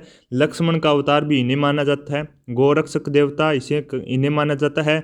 और सर्वप्रथम ऊँट, मारवाड़ में ऊँट लाने का श्रेय साथियों पाबूजी को जाता है। तथा ऊँट के बीमार होने पर साथियों भोपे भोंपियों द्वारा रावण हत्या वाद्य यंत्र के साथ इनकी पाबूजी की फड़ का वाचन किया जाता है। और देवल चारणी की गायों को साथियों जिंद्राव खींची से छुड़वाने के लिए 1276 ईस्वी में ये वीर गति को प्राप्त हो जाते हैं। तो ये सारी की सारी इन्फॉर्मेशन है वो इंपॉर्टेंट है, याद रखिएगा। आगे देखिए 42 नंबर क्वेश्चन की बात करते हैं। क्वेश्चन आपसे पूछा गया है, सुमेलित कीजिए। सुमेलित करना आपको, क्या आलम जी पांचोटा जालौर से, अपने तल्लीनाथ जी धोरीमन्ना बाड़मेर, हरिराम जी नगाड़ा झाज अपने भरतपुर, देव बाबा झोरड़ा नागौर? यहाँ पे कौन सा ऑप्शन राइट रहेगा? जल्दी से राइट आंसर बताएंगे। क्लास को शेयर करना मत भूलिएगा और लाइक करने में कंजूसी मत रखिएगा साथियों, क्लास को दबाकर लाइक कीजिए। और अगर आप हमें वाकई में सपोर्ट करना चाहते हैं तो हमारे यूट्यूब चैनल पर साथियों जल्द से जल्द 1000 सब्सक्राइबर का आंकड़ा है वो पूरा कर दीजिएगा एग्जाम से पहले। आपका बहुत बहुत आभारी रहूँगा और आपके लिए इसी प्रकार अपनी मेहनत है वो जारी रहेगी। पशु परिचर के लिए बेहतर से बेहतर कंटेंट आपको करवाया जाएगा साथियों। अपने पशु परिचर के एग्जाम से पहले अपन लोग 10 मॉडल पेपर कवर करेंगे हूबहू इसी प्रकार कंप्लीट 150 के 150 क्वेश्चन व्याख्या सहित पढ़ेंगे। तो इन क्लासों से जरूर जुड़िएगा, डेली अपनी क्लासें होती है साथियों राजस्थान के पशु परिचर के एग्जाम के लिए। तो क्लास को शेयर कर दीजिए और लाइक करना मत भूलिएगा। देखिए 42 नंबर क्वेश्चन का राइट आंसर आपने बताया होगा, उम्मीद करता हूँ। और साथ साथ देखिए यहाँ पे अपना 3 नंबर ऑप्शन राइट हो जाता है, ध्यान में रखिएगा। देखिए 43 नंबर क्वेश्चन आपसे पूछा गया है, जैसलमेर व बाड़मेर क्षेत्र का लोकवाद्य यंत्र जिसमें 27 तार होते हैं निम्न में से कौन सा है? क्या कामेचा है, मोरचंग है, सारंगी है या फिर तुरही है? अपने राजस्थान के पशु परिचर के लिए साथियों अपनी क्लासें राजस्थान जी की क्लासें हैं वहाँ पे मैंने ये क्वेश्चन करवाया हुआ है। तो इम्पोर्टेंट है, आपके एग्जाम में आ सकता है। आपको बताना है उस लोकवाद्य यंत्र का नाम बताना है जिसमें 27 तार होते हैं, आपको उस वाद्य यंत्र का नाम बताना है। तो देखिए यहाँ पे अपना राइट आंसर हो जाए साथियों 1 नंबर ऑप्शन, यानी कि उस वाद्य यंत्र का नाम है कामायचा। इसमें साथियों 27 तार होते हैं। कितने होते हैं? 27 तार होते हैं। इस वाद्य यंत्र में 2 मोर तथा 2 मोरनियाँ होते हैं, मोरनियाँ होती हैं। और साथियों मंगणियार कलाकार है वो इसका यूज करते हैं। और प्रसिद्ध वादक अगर आपसे इसका पूछ लिया जाए तो कमल साकर खां है वो इसके प्रसिद्ध अपने प्रसिद्ध वादक हैं, ध्यान में रखिएगा। आगे बढ़ेंगे 44 नंबर क्वेश्चन की बात करें तो क्वेश्चन आपसे पूछा गया, राजस्थान में कल्प वर्ष मेले का आयोजन है वो कब होता है? क्या चैत्र अमावस्या को, श्रावण अमावस्या को, फाल्गुन पूर्णिमा को या फिर भाद्रपद शुक्ल पंचमी को? जल्दी से सभी साथी यहाँ पे राइट आंसर बताने का प्रयास करेंगे। जल्दी से राइट आंसर बताइए 44 नंबर क्वेश्चन का। तो मैं आपको बता दूं, अगर बात करें यहाँ पे राइट आंसर की, तो अपना जो 2 नंबर ऑप्शन है यहाँ पे राइट हो जाएगा, यानी कि श्रावण अमावस्या को अपने कल्पवृक्ष मेले का आयोजन होता है। 45 नंबर क्वेश्चन देखिए, निम्न में से प्रसिद्ध भोजन थाली मेले का आयोजन है वो कहाँ पर होता है? भीलवाड़ा में, परबतसर में, कामाडीग में या फिर चुंगी जैसलमेर में? जल्दी से बताएंगे। और मैं आपको बता दूं, कल ही साथियों अपने मेले और त्यौहार की क्लास लगी थी। मेले व त्यौहार की क्लास अपने एमसीक्यू क्वेश्चन के रूप में कंप्लीट व्याख्या के सहित आपको क्वेश्चन करवाए गए हैं, तो उस क्लास को जरूर देखिएगा। अगर आपका मेले व त्यौहार का टॉपिक क्लियर नहीं है, आपके एग्जाम में क्वेश्चन आएगा मेले और त्योहारों से। तो देखिए, अगर बात करें यहाँ पे 45 नंबर क्वेश्चन के राइट आंसर की, तो अपना जो 2 नंबर ऑप्शन है यहाँ पे राइट हो जाएगा, यानी कि कामाडीग में साथियों अपने प्रसिद्ध भोजन थाली मेले का आयोजन किया जाता है। आगे बढ़ेंगे। देखिए 46 नंबर क्वेश्चन की बात करें, तो क्वेश्चन आपसे पूछा गया, सुमेलित कीजिए। गणगौर भाद्रपद कृष्ण तृतीया को, अक्षय तृतीया श्रावण शुक्ल तृतीया, छोटी तीज अपने वैशाख शुक्ल तृतीया, सातुड़ी तीज चैत्र शुक्ल तृतीया? आपको सही कोट का चयन करना है। इन 4 ऑप्शन में से यहाँ पे कौन सा क्वेश्चन है, अपने कौन सा ऑप्शन है वो राइट रहेगा। तो जल्दी से राइट आंसर बताने का प्रयास करेंगे सभी साथी। 46 नंबर क्वेश्चन का राइट आंसर बताएंगे। क्लास को शेयर करते हुए चलेंगे सभी साथी। जो भी भाई बंधु पशु परीक्षर की तैयारी कर रहा है, उसको एक बार क्लास शेयर कर दीजिए। तो देखिए, अगर बात करें यहाँ पे राइट आंसर की साथियों, तो अपने 46 नंबर क्वेश्चन का राइट आंसर हो जाए साथियों 4 नंबर ऑप्शन। ध्यान में रखिएगा, यानी कि जो गणगौर है साथियों, ये अपने चैत्र शुक्ल तृतीया को, और अपने बात करें साथियों यहाँ पे अक्षय तृतीया की, तो ये अपने साथियों वैशाख शुक्ल तृतीया को, और अपने जो साथियों छोटी तीज है ये अपने साथियों श्रावण शुक्ल तृतीया को, और अपने ये सातुड़ी तीज है ये अपने भाद्रपद कृष्ण तृतीया को मनाई जाती है। ध्यान में रखिएगा। देखिए 47 नंबर क्वेश्चन आपसे पूछा गया है, निम्न में से बसंत पंचमी का त्यौहार है वो कब मनाया जाता है? बसंत पंचमी का त्यौहार आपको बताना है कब मनाया जाता है? कार्तिक शुक्ल पंचमी को, माघ शुक्ल पंचमी को, श्रावण शुक्ल पंचमी को या फिर भाद्रपद कृष्ण पंचमी को? जल्दी से राइट आंसर बताएंगे सभी साथी, यहाँ पे कौन सा होगा? निम्नलिखित में से बसंत पंचमी का त्यौहार है वो कब मनाया जाता है? तो मैं आपको बता दूं, यहाँ पे अपना राइट आंसर हो जाएगा साथियों 2 नंबर ऑप्शन, यानी कि माघ शुक्ल पंचमी को अपना राइट आंसर रहेगा 47 का। आगे देखिए 48 नंबर क्वेश्चन की बात करते हैं। क्वेश्चन आपसे पूछा गया है, वह दुर्ग जिसमें सूर्य एवं सदा अनुकूल रहने वाले 2 लोग रहते हैं, वह दुर्ग क्या कहलाता है? सहाय दुर्ग या फिर सैन्य दुर्ग या फिर आरसी दुर्ग या फिर एरण दुर्ग? जल्दी से राइट आंसर बताएंगे। वह दुर्ग जिसमें सूर्य व सदा अनुकूल रहने वाले 2 लोग रहते हैं, कौन सा दुर्ग कहलाएगा? तो मैं आपको बता दूं, अपने सहाय दुर्ग यहाँ पे राइट आंसर रहेगा 1 नंबर ऑप्शन। सहाय दुर्ग की बात करें साथियों, तो वह दुर्ग जिसमें सूर्य एवं सदा अनुकूल रहने वाले 2 लोग रहते हो। और अब बात करें साथियों यहाँ पे सैन्य दुर्ग की बात करें, तो सैन्य दुर्ग में साथियों व्यूह रचना में चतुर्वीरों से व्याप्त जो अभेद्य हो, यानी कि इसमें साथियों सैन्य दुर्ग में सेना रहती है, सेना निवास करती है, जो कि हमेशा युद्ध के लिए तैयार रहती है। और एरण दुर्ग की बात करें साथियों, तो एरण दुर्ग में खाई कांटों तथा पत्थरों से जिसके मार्ग दुर्गम बने हो वो अपने एरण दुर्ग होते हैं। और आरसी साथियों अपने आपको ध्यान में रखना है, आरसी है यानी कि 4 ऑप्शन में दे रखा है, यानी कि जो आरसी दुर्ग है ये अपने साथियों दुर्गों की श्रेणी का प्रकार नहीं है। ध्यान में रखिएगा। उम्मीद करता हूँ सभी साथियों को समझ में आ गया होगा। आगे बढ़ेंगे। 49 नंबर क्वेश्चन देखिए, क्वेश्चन आपसे पूछा गया है। क्वेश्चन देखिए 49 नंबर का, यदि उन्हें राजस्थान में एक जागीर की पेशकश की जाए तो वह इस दुर्ग को चुनेंगे। कर्नल टोड का यह कथन किस दुर्ग के बारे में कहा गया? यानी कि कर्नल टोड ने कहा साथियों कि अगर मुझे राजस्थान में किसी किले की जागीर पेशकश की जाए तो मैं इस किले को चुनूंगा। तो आपको उस किले का नाम बताना है। क्या गागरोन का किला है, या फिर भैंसरोडगढ़ का किला, मंडलगढ़ का किला या फिर तारागढ़ का किला? जल्दी से राइट आंसर बताएंगे यहाँ पे कौन सा रहेगा। सारे के सारे मोस्ट इंपॉर्टेंट है। उम्मीद करता हूँ सभी साथियों को क्लास में आनंद आ रहा होगा, क्योंकि सारे साथियों सारे के सारे क्वेश्चन है वो आपके एग्जाम के पॉइंट ऑफ व्यू से सिलेक्ट किए गए हैं, और सारे के सारे मोस्ट इंपॉर्टेंट क्वेश्चन आप देख सकते हैं। कमेंट बॉक्स में आप कमेंट करके बताइए आपको मॉडल पेपर है वो कैसा लग रहा है, मज़ा आ रहा है या फिर नहीं आ रहा। तो देखिए, अगर बात करें साथ ही यहाँ पे 49 नंबर क्वेश्चन की राइट आंसर की, तो अपना 2 नंबर ऑप्शन अपना राइट हो जाएगा, यानी कि भैंसरोडगढ़ किले के साथियों अपने कर्नल जेम्स टोड ने अपने जागीर के पेशकश के रूप में अपनी इच्छा रखी थी। आपको मैं बता दूं, भैंसरोडगढ़ की सुंदरता से अभिभूत होकर ब्रिटिश ब्रिटिश इतिहासकार कर्नल जेम्स टॉड ने कहा था साथियों कि अगर उन्हें राजस्थान में एक जागीर की पेशकश की जाए तो वह भैंसरोडगढ़ दुर्ग को ही चुनेंगे। और मैं आपको बता दूं भैंसरोडगढ़ का जो दुर्ग है साथियों ये अपने चित्तौड़गढ़ में ध्यान में रखिएगा, जो कि चंबल व बामनी नदियों के संगम पर अरावली घाटी में स्थित जल दुर्ग है। इस दुर्ग को राजस्थान का वेल्लोर कहा जाता है। नोट कीजिएगा साथियों, राजस्थान का अगर आपसे वेल्लोर पूछ लिया जाए तो अपने भैंसरोडगढ़ दुर्ग अपना राइट आंसर रहेगा। इसे राजस्थान का वेल्लोर कहा जाता है।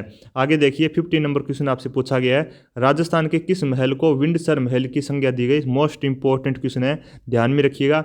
राजमहल उदयपुर, उमेद भवन जोधपुर, चंद्र महल जयपुर या फिर अबेड़ा महल कोटा।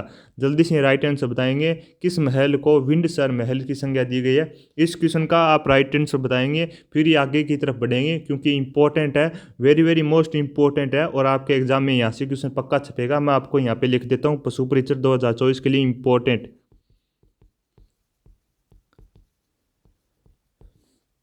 तो बताएंगे सभी साथी यहाँ पे विंडसर महल की संख्या वो किसको दी गई है। 50 नंबर क्वेश्चन यहाँ पे आप बताएंगे। फिर अपने साथियों लगभग 100 क्वेश्चन और शेष बचेंगे, तो सभी साथियों को बने रहना है। क्लास को दबाकर लाइक करते रहिए और चैनल को सब्सक्राइब करके आप हमें सपोर्ट कर सकते हैं। जल्द से जल्द एग्जाम से पहले 1000 सब्सक्राइबर कंप्लीट कर दीजिए ताकि आपको क्विक रिवीजन के लिए सभी मॉडल पेपरों की अपने जो PDF है साथियों वो उत्तर सहित आपको मिले। जल्दी से हम बताएंगे यहाँ पे 50 नंबर क्वेश्चन का राइट आंसर क्या रहेगा।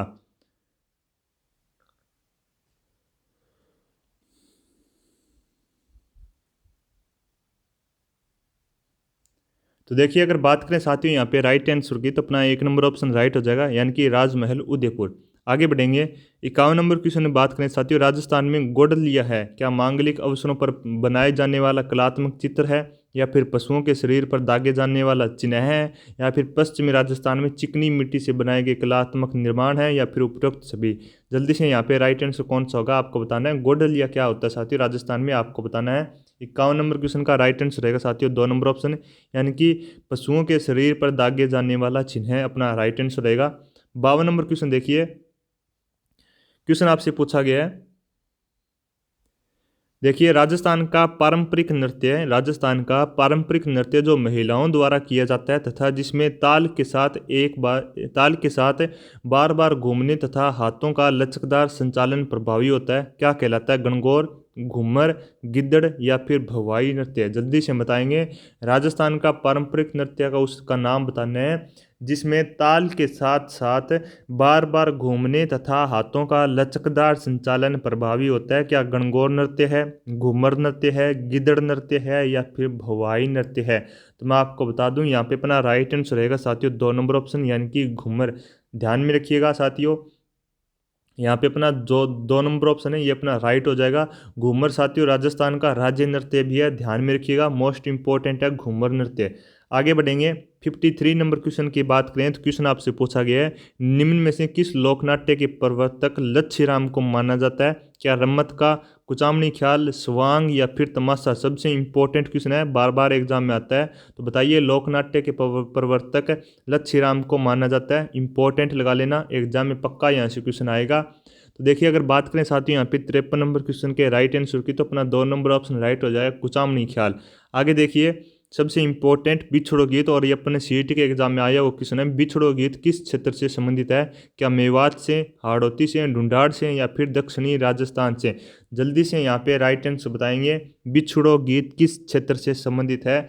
मेवात से, दक्षिणी राजस्थान से, ढूंढाड़ से या फिर हाड़ौती से। तो मैं आपको बता दूं यहाँ पे अपना राइट आंसर हो जाएगा साथियों 2 नंबर ऑप्शन, यानी कि हाड़ौती। आगे देखिए 55 नंबर क्वेश्चन की बात करते हैं। क्वेश्चन आपसे पूछा गया है, दुतई, गद्र, डगला, मिर्जाई आदि क्या है। क्या आत्म सुख है, अंगरखी है, अचकन है या फिर पगड़ी है। जल्दी से बताएंगे 55 नंबर क्वेश्चन का राइट आंसर। प्रत्येक विद्यार्थी को प्रत्येक क्वेश्चन का राइट आंसर हो कमेंट बॉक्स में साथ साथ बताते हुए चलना है और क्लास को शेयर करते हुए रहिए और चैनल को सब्सक्राइब कर लेंगे। तो देखिए यहाँ पे अपन बात करें साथियों राइट आंसर की तो अपना 2 नंबर ऑप्शन यहाँ पे राइट हो जाएगा, अंगरखी। आगे देखिए 56 नंबर क्वेश्चन की बात करें तो क्वेश्चन आपसे पूछा गया है, निम्न में से गले में पहनने जाने वाला आभूषण नहीं है। आपको उस विकल्प का चयन करना है जो कि गले में आभूषण नहीं पहना जाता है। क्या खुंगाड़ी है, या फिर हमेल है, या फिर तिमड़ियाँ हैं, या फिर टिड्डी भलका है? जल्दी से बताएंगे। गले में पहनने जाने वाला आभूषण इनमें से कौन सा नहीं है? 56 नंबर क्वेश्चन है अपना। तो देखिए यहाँ पे अपना राइट आंसर हो जाए साथियों टिड्डी भलका। ध्यान में रखिएगा। ये साथियों अपने स्त्रियों के द्वारा सिर पर धारण किया जाने वाला आभूषण है। कहाँ पर पहना जाता है साथियों टिड्डी भलका? ये अपने साथियों सिर पर पहना जाता है। आगे देखिए 57 नंबर क्वेश्चन की बात करें। रांगड़ी और निमाड़ी किस राजस्थानी बोलियों की उपबोली है? आपको बताना है। क्या हाड़ौती की है, मेवाड़ी की, बागड़ी की, या फिर मालवी की? जल्दी से बताएंगे। जल्दी जल्दी से सभी साथी राइट आंसर बताने का प्रयास करेंगे। फटाफट से क्वेश्चनों को हल करेंगे। तो अपना 3 नंबर ऑप्शन यहाँ पे अपना राइट हो जाएगा, मालवी। आगे बढ़ेंगे 58 नंबर क्वेश्चन की बात करते हैं। क्वेश्चन आपसे पूछा गया है रूसी कथाओं राजस्थानी अनुवाद गजबन के लिए किसे सोवियत लैंड नेहरू पुरस्कार से सम्मानित किया जाता है? क्या सीताराम लालस को, या फिर लक्ष्मी कुमारी चुंडावत को, कन्हैयालाल सेठिया को, या फिर श्रीलाल नथमल जोशी को? जल्दी से बताएंगे इस क्वेश्चन का राइट आंसर क्या रहेगा। तो मैं आपको बता दूं यहाँ पे अपना राइट आंसर हो जाएगा साथियों 2 नंबर ऑप्शन, यानी कि लक्ष्मी कुमारी चुंडावत यहाँ पे अपना राइट रहेगा। आगे बढ़ेंगे 59 नंबर क्वेश्चन की बात करते हैं। क्वेश्चन आपसे पूछा गया है निम्न में से 80 खंभों की छतरी है वो कहाँ पर है? क्या अलवर के अंदर है, जोधपुर के अंदर, बूंदी के अंदर, या फिर बारां के अंदर? जल्दी से बताएंगे 80 खंभों की छतरी कहाँ पर है। 59 नंबर क्वेश्चन का राइट आंसर बताने का सभी साथी प्रयास करेंगे। 80 खंभों की छतरी को साथियों मूसी महारानी की छतरी भी कहा जाता है। इसका निर्माण महाराजा विजय सिंह ने करवाया था और यह छतरी साथियों बख्तावर सिंह की महारानी मूसी की स्मृति में बनवाई जाती है। इसके आंतरिक भाग में साथियों भगवान श्री कृष्ण, श्री रामचंद्र जी, लक्ष्मी जी और सीता माता की छवियां चित्रित है। ध्यान में रखिएगा। अब देखिए यहाँ पे राइट आंसर हो जाए साथियों 1 नंबर ऑप्शन, यानी कि अपने 80 खंभों की छतरी या फिर अपने मूसी महारानी की छतरी है वो अलवर के अंदर है। आगे देखिए 60 नंबर क्वेश्चन आपसे पूछा गया है निम्न में से राजस्थान में भूमिज शैली का प्राचीनतम मंदिर आपको बताना है कौन सा होगा? शिवाड़ी मंदिर, भंडदेवरा मंदिर, सुमिदेश्वर मंदिर, या फिर रणकपुर मंदिर? जल्दी से बताएंगे। राजस्थान में भूमिज शैली का सबसे प्राचीन मंदिर कौन सा होगा यहाँ पे? तो देखिए यहाँ पे अपना राइट आंसर हो जाएगा साथियों 1 नंबर ऑप्शन, यानी कि शिवाड़ी मंदिर। ये साथियों जैन मंदिर है। ध्यान में रखिएगा। 61 नंबर क्वेश्चन आपसे पूछा गया है विटामिन B1 को कहा जाता है क्या? राइबोफ्लेविन कहा जाता है, या फिर पीरिडोक्सिन कहा जाता है, या फिर कोबालमिन, या फिर थायमिन? जल्दी से बताएंगे विटामिन B1 को क्या कहा जाता है। 4 ऑप्शन आपके सामने है।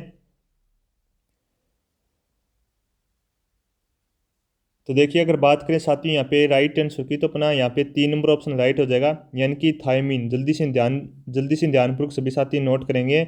विटामिन बी को साथियों थायमिन कहा जाता है। विटामिन B1 को थायमिन भी कहा जाता है। इसकी पूर्ति के लिए साथियों मछली, दालें, सेम, दही आदि का सेवन करना चाहिए। और इस विटामिन की कमी से साथियों भूख न लगना, चिड़चिड़ापन रहना और एक अल्पकालिक स्मृति जैसी समस्याएं वो होने लगती है। नोट कीजिएगा 3 नंबर ऑप्शन अपना राइट है। देखिए 62 नंबर क्वेश्चन आपसे पूछा गया है इनमें निम्न में से कौन सा एक रासायनिक परिवर्तन का उदाहरण नहीं है? क्या लोहे की छड़ का ताप, मोम का पिघलना, लोहे में जंग लगना, और ऊनी धागे से बुना हुआ स्वेटर? जल्दी से बताएंगे यहाँ पे कौन सा ऑप्शन राइट रहेगा। तो मैं आपको बता देता हूँ यहाँ पे अपना 3 नंबर ऑप्शन राइट रह जाएगा, यानी कि लोहे में जंग लगना साथियों ये अपने एक रासायनिक परिवर्तन का उदाहरण है। देखिए 63 नंबर क्वेश्चन की बात करते हैं। हाथी पांव रोग का कारक है एस्केरिस, अमीबा, या फिर वचुरेरिया, ब्रेंकोफटाई, या फिर प्लाज्मोडियम? जल्दी से बताएंगे हाथी पांव रोग का कारक यहाँ पे कौन सा रहेगा। तो देखिए यहाँ पे 63 नंबर क्वेश्चन का राइट आंसर हो जाए साथियों 4 नंबर ऑप्शन, यानी कि वुचेरिया ब्रेंकोफटाई यहाँ पे राइट आंसर रहेगा। आगे देखिए सबसे इंपॉर्टेंट क्वेश्चन बार बार पूछा जाता है और सबसे सरल क्वेश्चन है कोशिका का पावर हाउस कहलाता है। आपको पावर हाउस बताना क्या कहलाता, कौन सा कहलाता है? केंद्र कहलाता है कोशिका का, या फिर तास्ककाय कहलाता है, माइट्रोकॉन्ड्रिया, या फिर गाल्जी काय? कोशिका का पावर हाउस बताना है, इंपॉर्टेंट है और बार बार एग्जाम में आता है। तो आपको यहाँ पे राइट आंसर बताना है कौन सा होगा।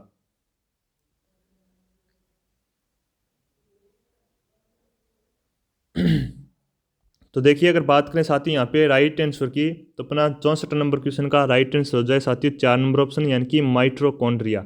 आगे देखिए 65 नंबर क्वेश्चन की बात करते हैं। अनुवांशिकी की भौतिक एवं क्रियात्मक इकाई है एलील, क्रोमोसोम, आरएनए या फिर जीन? जल्दी से सभी साथी राइट आंसर बताएंगे।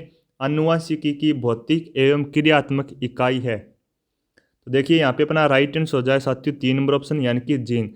अब देखिए आपको साथियों परावर्तन का नियम बताना है, इन 4 ऑप्शन में से कौन सा राइट रहेगा, जल्दी से बताइए परावर्तन का नियम यहाँ पे कौन सा होगा। तो मैं आपको बता देता हूँ यहाँ पे अपना राइट आंसर हो जाए साथियों 1 नंबर ऑप्शन। आगे देखिए 67 नंबर क्वेश्चन आपसे पूछा गया, कौन सी ऐसी धातु है जिसे चाकू से काटा जा सकता है?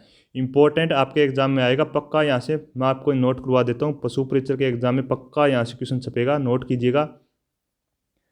तो बताइए ब्रोमीन होगा या फिर सोडियम या फिर बी व सी या फिर पोटेशियम? जल्दी से बताइए ऐसी कौन सी धातु है जिसे चाकू से काटा जा सकता है? तो देखिए यहाँ पे अपना राइट आंसर हो जाए साथियों 4 नंबर ऑप्शन यानी कि बी व सी दोनों, यानी कि सोडियम और पोटेशियम को साथियों चाकू से काटा जा सकता है। आगे देखिए 68 नंबर क्वेश्चन की बात करते हैं, वह अधातु जो विद्युत की सुचालक होती है? ग्रेनाइट, ग्रेफाइट, हीरा या फिर सिल्वेनाइट? जल्दी से बताएंगे 68 नंबर क्वेश्चन का राइट आंसर। वह अधातु जो विद्युत की सुचालक होती है तो देखिए यहाँ पे अपना राइट आंसर हो जाए साथियों ग्रेफाइट, जल्दी से नोट कीजिएगा। आगे बढ़ेंगे 69 नंबर क्वेश्चन की बात करें, इससे पहले साथियों मैं आपको बताना चाहूँगा, ये आप देख सकते हैं अपने पशु परीक्षण के लिए साथियों अपनी डेली क्लासें होती है, अपने राजस्थान के जीके की, राजस्थान का भूगोल, अपने इतिहास, अपने कला संस्कृति, ये अपने साथियों फ्री एमसीक्यू बैच अपने चल रहा है पशु परीक्षण के लिए, तो आप इस क्लास से जुड़ सकते हैं। अपने पशु परीक्षण के ऊपर ये अपने अंतिम प्रहार है। अपने साथियों लगभग 7 से 8 क्लासें हैं वो अपने इस क्लास अपने पशु परीक्षण के ऊपर कंप्लीट हो चुकी है, तो इस क्लासों से जरूर जुड़िएगा, आपको निश्चित रूप से सफलता मिलेगी। चलिए क्वेश्चन पर दोबारा से लौटते हैं। क्वेश्चन आपसे पूछा गया है कि कपूर का ठोस से सीधे गैस यानी कि वाष्प अवस्था में रूपांतरण होना क्या कहलाता है? वाष्पन कहलाता है, संघनन कहलाता है, निक्षेपण कहलाता है या फिर ऊर्ध्वपातन कहलाता है? तो मैं आपको बता दूं अपने 69 नंबर क्वेश्चन का राइट आंसर रहेगा साथियों 3 नंबर ऑप्शन यानी कि ऊर्ध्वपातन। आगे देखिए 70 नंबर क्वेश्चन की बात करते हैं, धावन सोडे का रासायनिक नाम आपको बताना है, क्या रहेगा? क्या कैल्शियम कार्बोनेट रहेगा या फिर मैग्नीशियम कार्बोनेट, पोटेशियम कार्बोनेट या फिर सोडियम कार्बोनेट? जल्दी से बताइए धावन सोडे का रासायनिक नाम क्या है? तो मैं आपको बता दूं यहाँ पे अपने राइट आंसर रह जाए साथियों 3 नंबर ऑप्शन यानी कि सोडियम कार्बोनेट अपने धावन सोडे का रासायनिक नाम है। क्वेश्चन आपसे पूछा गया है डीएनए बना होता है न्यूक्लिक अम्ल का, प्रोटीन का, ए व बी दोनों का या फिर लिपिड का? जल्दी से बताइए डीएनए बना होता है, डीएनए आपसे पूछा गया किसका बना होता है? तो ध्यान में रखिएगा यहाँ पे अपना राइट आंसर हो जाए साथियों 1 नंबर ऑप्शन यानी कि न्यूक्लिक अम्ल का। आगे देखिए बात करते हैं साथियों 72 नंबर क्वेश्चन की, यह वह जीवाणु संक्रमण जो फेफड़ों को प्रभावित करता है, आपको वह जीवाणु संक्रमण बताना है जो फेफड़ों को प्रभावित करता है। क्या मस्तिष्कावरण, शोथ या फिर इन्फ्लुएंजा या फिर उपयुक्त में से कोई नहीं या फिर क्षय रोग? तो मैं आपको बता दूं अगर बात करें साथ ही यहाँ पे राइट आंसर की 72 नंबर क्वेश्चन की, तो अपना 3 नंबर ऑप्शन राइट रह जाएगा क्षय रोग। आगे देखिए नेक्स्ट क्वेश्चन की तरफ बढ़ते हैं। क्वेश्चन की बात करें साथियों 73 नंबर क्वेश्चन आपसे पूछा गया है, गीले अपशिष्ट को खाद में बदलने की प्रक्रिया को कहते हैं? कंपोस्टिंग कहते हैं, संरक्षण कहते हैं, उपापचय कहते हैं या फिर भस्मीकरण कहा जाता है? जल्दी से बताइए गीले अपशिष्ट को खाद में बदलने की प्रक्रिया को क्या कहा जाता है? तो यहाँ पे ध्यान में रखिएगा कंपोस्टिंग कहा जाता है, 1 नंबर ऑप्शन अपना राइट है। नेक्स्ट क्वेश्चन आपसे पूछा गया है, वह प्रक्रिया जिसमें अपशिष्टों को पुनः संसाधित कर उपयोगी बनाया जाता है? ऑक्सीजन, संरक्षण, पुनःचक्रण या फिर रिजेक्शन? जल्दी से बताइए। तो 2 नंबर ऑप्शन अपना राइट हो जाएगा। क्वेश्चन को देखते ही साथियों डायरेक्ट अपने राइट आंसर आपके कमेंट बॉक्स में होना चाहिए। देखिए 75 नंबर क्वेश्चन की बात करते हैं, मानव मस्तिष्क का वह भाग जो सोचने का काम करता है प्रशस्त मस्तिष्क कहलाता है, प्रमस्तिष्क कहलाता है, मध्य मस्तिष्क कहलाता है या फिर पौंछ क्षेत्र कहलाता है? तो मैं आपको बता दूं अपना जो सोचने का भाग होता है साथियों ये अपने प्रमस्तिष्क का होता है, बी नंबर ऑप्शन अपना राइट रह जाएगा। नेक्स्ट क्वेश्चन आपसे पूछा गया है, गले से संबंधित, किससे संबंधित साथियों? गले से संबंधित रोग जो आयोडीन की कमी से होता है वह है गलगंड है या फिर गोइटर है या फिर घेंगा है या फिर उपयुक्त सभी है? तो मैं आपको बता दूं गले से संबंधित रोग जो आयोडीन की कमी से होता है साथियों वो अपने साथियों गोइटर है, ध्यान में रखिएगा, बी नंबर ऑप्शन अपना राइट है। 77 नंबर क्वेश्चन देखिए, क्वेश्चन आपसे पूछा गया है वृक्कों की कार्यात्मक इकाई है धमनी है, मेड्यूला है, या फिर नेफ्रॉन है, या फिर कॉर्टेक्स है। तो मैं आपको बता दूं यहाँ पे अपना राइट आंसर रह जाएगा साथियों 77 नंबर क्वेश्चन का 2 नंबर ऑप्शन यानी कि नेफ्रॉन। देखिए 78 नंबर इंपॉर्टेंट है। एड्स किस रोग से होता है? बैक्टीरिया से, फफूंद से, प्रोटोजोआ से, या फिर वायरस से? तो ध्यान में रखिएगा साथियों यहाँ पे अपना राइट आंसर हो जाएगा साथियों 3 नंबर ऑप्शन यानी कि वायरस है। और एड्स का फुल नाम आपको पता होना चाहिए, एक्वायर्ड इम्यूनो डिफिशियंसी सिंड्रोम साथियों एड्स का फुल फॉर्म होता है। और HIV का आपको ध्यान में रखना है, ह्यूमन इम्यूनो डिफेंसिव वायरस। ये साथियों दोनों के दोनों अपने वायरस के कारण ये अपने रोग होता है, ध्यान में रखिएगा। आगे देखिए 79 नंबर क्वेश्चन की बात करते हैं। क्वेश्चन आपसे पूछा गया है टेड्रोल औषधि निम्न में से किस रोग के लिए उपयोगी है? दाद के लिए, दमा के लिए, एलर्जी के लिए, या फिर खुजली के लिए? तो ध्यान में रखिएगा यहाँ पे अपना राइट आंसर हो जाए साथियों 2 नंबर ऑप्शन दमा। आगे देखिए 80 नंबर क्वेश्चन की बात करते हैं। सार्वत्रिक दाता रक्त समूह है, सार्वत्रिक दाता रक्त समूह आपको बताना है, क्या O होगा, B होगा, A होगा, या फिर AB होगा? जल्दी से बताइए कौन सा यहाँ पे अपना राइट आंसर रहेगा। तो ध्यान में रखिएगा 1 नंबर ऑप्शन अपना राइट हो जाएगा, जल्दी से नोट कीजिएगा। और आप देख सकते हैं अपने पशु परिचर के लिए साथियों डेली क्लासें हैं वो अपनी जारी है, तो इन क्लासों से आप जुड़ सकते हैं। जैसे अपने राजस्थान जीके के व्याख्या सहित अगर आप क्वेश्चनों को पढ़ना चाहते हैं तो इस प्रकार आप देख सकते हैं। यहाँ पे आपको दिख रहा हुआ आदिवासियों का कुंभ है वो किस मेले को कहा जाता है? तो बनेश्वर मेले को कहा जाता है, ध्यान में रखिएगा। और गुड़ला का त्यौहार वो किसकी स्मृति में मनाया जाता है? तो राव सातल देव की स्मृति में। और फिर देखिए किस शासक के शासनकाल में कोटा में दशहरा मेला लगना प्रारंभ होता है? तो ये साथियों इस प्रकार अपने क्वेश्चन है को कंप्लीट व्याख्या सहित पढ़ते हैं जो कि एग्जाम में छपने वाले क्वेश्चन होते हैं। अपने जो पशु परिचर का एग्जाम होगा उसके लिए तो कंप्लीट इस क्लास से जुड़िएगा। और अपने पशु परिचर के लिए साथियों आपको अलग से प्लेलिस्ट बनी हुई मिल जाएगी अपने स्मार्ट क्लासेस एकेडमी के ऑफिशियल यूट्यूब चैनल पर, जहाँ पर आप एक साथ उन क्लासों को देख सकते हैं। चलिए आगे देखते हैं। यहाँ पे अपने 80 क्वेश्चन है वो कंप्लीट कर लिए हैं। चलिए आगे देखते हैं। नेक्स्ट क्वेश्चन आपसे पूछा गया है, फार्म शुरू करने के लिए भेड़ की इकाई होती है। आपको बताना साथियों फार्म को शुरू करने के लिए भेड़ की इकाई कितनी होनी चाहिए? तो यहाँ पे 4 ऑप्शन आपको दिए हुए हैं, राइट आंसर बताने का प्रयास करेंगे सभी साथी जल्दी से। 100 नंबर का क्वेश्चन आपसे, फार्म शुरू करने के लिए भेड़ की इकाई आपको बताना कितनी होनी चाहिए? तो देखिए अगर बात करें साथियों यहाँ पे राइट आंसर की तो अपना 3 नंबर ऑप्शन राइट हो जाएगा, 15 EWE भेड़ प्लस 1 राम मेढा। आगे देखिए 101 नंबर क्वेश्चन पूछा गया है, अवांछित पशुओं को पशुओं के समूह से बाहर निकालना कहलाता है? स्टीमिंग अप कहलाता है, ग्रूमिंग, शेयरिंग, या फिर निष्कासन? अवांछित पशुओं को पशुओं के समूह से बाहर निकालना क्या कहलाता है? 101 नंबर का क्वेश्चन है। तो मैं आपको बता दूं, सॉरी मैंने आपको साथियों 100 नंबर क्वेश्चन का राइट आंसर है वो गलत बता दिया। दोबारा से देख लेते हैं। आपको क्वेश्चन पूछा गया था कि फार्म शुरू करने के लिए भेड़ों की इकाई आपसे पूछी गई कितनी होनी चाहिए? तो आपको ध्यान में रखिएगा साथियों यहाँ पे अपना 4 नंबर ऑप्शन राइट हो जाएगा, 30 EWE भेड़ प्लस 1 राम मेढा। और 101 का राइट आंसर हो जाएगा साथियों 3 नंबर ऑप्शन यानी कि निष्कासन साथियों अपने अवांछित पशुओं को पशुओं के समूह से बाहर निकालना कहलाता है। आगे देखिए 102 नंबर क्वेश्चन, जुगाली करने वाले पशुओं में विस्तृत उदर के भाग होते हैं, 1 होते हैं, 3, 2, या फिर 4? तो आपको ध्यान में रखना साथियों जो जुगाली करने वाले पशु होते हैं उनमें विस्तृत उदर के भाग कितने होते हैं साथियों? 4 होते हैं, ध्यान रखना। आगे देखिए ऊंट को प्रतिदिन कितने लीटर पानी पीने की आवश्यकता होती है? 100 लीटर, 60 लीटर, 20 या 40 लीटर, या फिर 70 लीटर? जल्दी से बताएंगे। ऊंट जो कि अपने रेगिस्तान का जहाज कहलाता है उसको कितने लीटर पानी पीने की आवश्यकता होती है प्रतिदिन? तो देखिए अगर बात करें यहाँ पे राइट आंसर की तो 20 या 40 लीटर अपना राइट आंसर रहेगा। ऊंट को रेगिस्तान का जहाज भी कहा जाता है, ध्यान में रखिएगा। अगर बात करें राजस्थान में ऊंटों की नस्लें कौन कौन सी है तो इसमें साथियों एक आपको ध्यान में रखना है, बीकानेरी, जैसलमेरी, मेवाड़ी, मेवाती, मारवाड़ी व जालौरी, ये सारी की सारी राजस्थान में ऊँटों की नस्लें हैं। ऊँट को प्रतिदिन साथियों 20 से 40 लीटर पानी पीने की आवश्यकता होती है। आगे देखिए 104 नंबर क्वेश्चन पूछा गया है, पित्ताशय किस पशु में अनुपस्थित होता है? घोड़े में, या फिर ऊँट में, ए व बी दोनों में, या फिर गाय में? तो देखिए यहाँ पे अपना राइट आंसर हो जाए साथियों 4 नंबर ऑप्शन यानी कि घोड़े और ऊँट में साथियों पित्ताशय अनुपस्थित होता है, याद रखिएगा।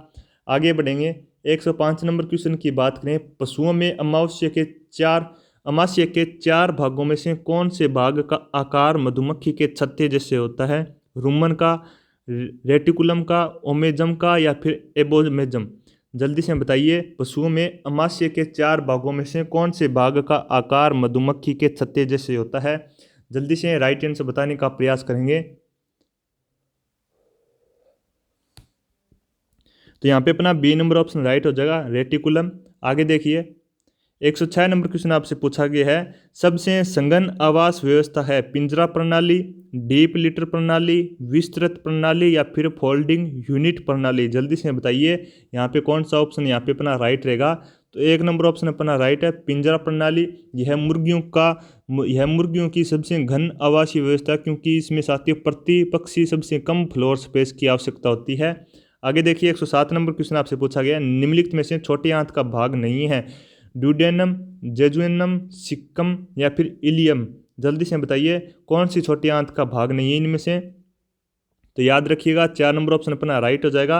आगे देखिए, 108 नंबर क्वेश्चन की बात करते हैं, पशुओं में श्वसन तंत्र का मुख्य अंग कौन सा है? पशुओं में श्वसन तंत्र का आपको मुख्य अंग बताना साथियों कौन सा है? नासा गुहा है, ग्रसनी है, फेफड़े है या फिर श्वास नली? तो याद रखिएगा साथियों, अपने पशुओं के अंदर श्वसन तंत्र का मुख्य अंग रहेगा साथियों अपने फेफड़े। 4 नंबर ऑप्शन अपना राइट है, नोट कीजिएगा। श्वसन तंत्र का साथियों मुख्य अंग है वो फेफड़ा होता है। इसका मुख्य कार्य साथियों गैसों का आदान प्रदान करना होता है। आगे देखिए, 109 नंबर क्वेश्चन की बात करते हैं, ऊंट में श्वसन दर प्रति मिनट कितनी होनी चाहिए? 28 से 32, 5 से 7, 12 से 14 या फिर 16 से 18? आपको ऊंट के अंदर साथियों श्वसन दर बतानी है प्रति मिनट कितनी होनी चाहिए। तो यहाँ पे अपने साथियों 12 से 14 होनी चाहिए। 4 नंबर ऑप्शन अपना राइट है। आगे देखिए, 110 नंबर क्वेश्चन की बात करते हैं, निम्न में से कौन सा कथन है वो सत्य है? घोड़े के शरीर का सामान्य ताप मुर्गी के शरीर के सामान्य ताप से अधिक होता है। 2 नंबर ऑप्शन अपने 2 नंबर कथन, गाय के शरीर का सामान्य तापमान ऊंट के शरीर के सामान्य तापमान से अधिक होता है। आपको इन कोट में से 4 ऑप्शन में से राइट आंसर का चयन करना है। तो जल्दी से राइट आंसर का चयन करके आप मुझे कमेंट बॉक्स में बताइए 110 नंबर क्वेश्चन का राइट आंसर क्या रहेगा। तो याद रखिएगा साथियों, यहाँ पे अपने केवल 2 नंबर कथन सत्य रहेगा, यानी कि गाय के शरीर का जो सामान्य तापमान है साथियों ऊंट के शरीर के सामान्य तापमान से अधिक होता है। 3 नंबर ऑप्शन अपना राइट है। आगे बढ़ेंगे, 111 नंबर क्वेश्चन देखिए, क्वेश्चन आपसे पूछा गया है, रिजके का हरी अवस्था में पशुओं को अधिक मात्रा में खिलाने पर कौन सा रोग हो जाता है? एंथ्रेक्स हो जाता है, मिल्क फीवर हो जाता है, उपयुक्त में से कोई नहीं या फिर आफरा रोग? जल्दी से हम बताएंगे। तो आपको ध्यान में रखना साथियों, आफरा रोग है वो अपने रिजके की हरी अवस्था में पशुओं को अधिक मात्रा में खिलाने पर रोग होता है। याद रखिएगा 3 नंबर ऑप्शन अपना राइट है। 112 नंबर क्वेश्चन आपसे पूछा गया है, गाय की एक बीमारी जो विषाणु द्वारा होती है, जहरी बुखार होती है, थनैला होती है, खरपका मुंहपका होती है या फिर रक्तस्रावी सेप्टिसीमिया होता है? गाय की एक बीमारी जो विषाणु के द्वारा होती है, कौन सा यहाँ पे अपना राइट आंसर रहेगा? जल्दी से कमेंट बॉक्स में बताइए। तो देखिए यहाँ पे अपन राइट आंसर रहेगा साथियों 4 नंबर ऑप्शन, यानी कि खुरपका और मुंहपका अपना राइट रहेगा। आगे देखिए, 113 नंबर क्वेश्चन की बात करते हैं, भेड़ बकरियों में खतरनाक बीमारी होती है, फड़किया होती है, मिल्क फीवर होती है, रानीखेत रोग या फिर बेबीसियोसिस? जल्दी से बताइए 113 नंबर क्वेश्चन में कौन सा अपना राइट आंसर रहेगा। तो याद रखिएगा 1 नंबर ऑप्शन अपना राइट है, फड़किया। 114 नंबर क्वेश्चन आपसे पूछा गया है, हाइपोकैल्सीमिया किस बीमारी का अन्य नाम है? फड़किया, दुग्ध बुखार, एंथ्रेक्स या फिर खुरपका मुंहपका? याद रखिएगा साथियों, यहाँ पे अपना राइट आंसर हो जाए साथियों 2 नंबर ऑप्शन, यानी कि दुग्ध बुखार, यानी कि दूध या बुखार। आगे बढ़ेंगे, नेक्स्ट क्वेश्चन की तरफ बढ़ते हैं। 115 नंबर क्वेश्चन की बात करते हैं। क्वेश्चन आपसे पूछा गया है, गुज्जर बकरवाल किस क्षेत्र के घुमंतू चरावाहे हैं? पहाड़ी क्षेत्रों के, रेगिस्तानी क्षेत्रों के, मैदानी क्षेत्रों के या फिर उपरोक्त सभी में? सभी साथी बताएंगे गुज्जर बकरवाल किस क्षेत्र के घुमंतू चरावाहे हैं। याद रखिएगा साथियों, यहाँ पे अपना राइट आंसर रहेगा साथियों 1 नंबर ऑप्शन, यानी कि पहाड़ी क्षेत्रों के। आगे देखिए, 116 नंबर क्वेश्चन आपसे पूछा गया है, मुरस घुमंतू चरवाहा जाति किस देश में पाई जाती है? नाइजर में या फिर मोरिटानिया में, नबामिया में या फिर सोमालिया में? मुरस घुमंतू चरवाहा जाति आपको बताना है किस देश में पाई जाती है। याद रखिएगा यहाँ पे अपना राइट आंसर रहेगा साथियों सोमालिया, 4 नंबर ऑप्शन। आगे देखिए, 117 नंबर क्वेश्चन की बात करते हैं। क्वेश्चन आपसे पूछा गया है, रेडियर व मशक बेल किस देश में घुमंतू चरवाहे के मुख्य पशु है? मध्य एशिया के या फिर पूर्वी अफ्रीका प्रदेश के, टुंड्रा प्रदेश के या फिर दक्षिण पश्चिम एशिया में? जल्दी से राइट आंसर बताएंगे सभी साथी। 117 में साथियों यहाँ पे राइट आंसर रह जाएगा साथियों 3 नंबर ऑप्शन यानी कि टुंड्रा प्रदेश। 118 नंबर क्वेश्चन देखिए, मध्य एशिया के प्रमुख चरवाहे समुदाय कौन कौन से हैं? 1 नंबर बुद्दू बुदुइन, 2 नंबर, 3 नंबर। यहाँ पे आपको साथियों राइट आंसर बताना है 118 में कौन सा रहेगा, तो मैं आपको बता देता हूँ 3 नंबर ऑप्शन अपना राइट रहेगा, केवल 3। जल्दी से नोट कीजिएगा। 119 नंबर क्वेश्चन आपसे पूछा गया है, संयुक्त वन प्रबंधन कार्यक्रम की शुरुआत है वो भारत में किस वर्ष हुई थी? 1972 में, 1980 में, 1991 में या फिर 1988 में? जल्दी से बताइए, संयुक्त वन प्रबंधन कार्यक्रम की शुरुआत है वो भारत में कब हुई? तो याद रखिएगा ये अपने साथियों 1988 में होती है, 3 नंबर ऑप्शन। 120 नंबर क्वेश्चन की बात करते हैं, भारत में वन संसाधनों के किस वर्ग को सबसे मूल्यवान माना जाता है? रक्षित वन, अवर्गीकृत वन, संरक्षित वन या फिर आरक्षित वन? जल्दी से बताइए, भारत में वन संसाधनों के किस वर्ग को सबसे मूल्यवान माना जाता है? तो याद रखिएगा 3 नंबर ऑप्शन अपना राइट है, आरक्षित वन। 121 नंबर क्वेश्चन की बात करते हैं, चिपको आंदोलन ने किस क्षेत्र में वन कटाई रोकने में सफलता प्राप्त की? चिपको आंदोलन ने किस क्षेत्र में वन कटाई को रोकने में सफलता प्राप्त की? उत्तराखंड में, मध्य प्रदेश में, पश्चिम बंगाल में या फिर हिमाचल प्रदेश में?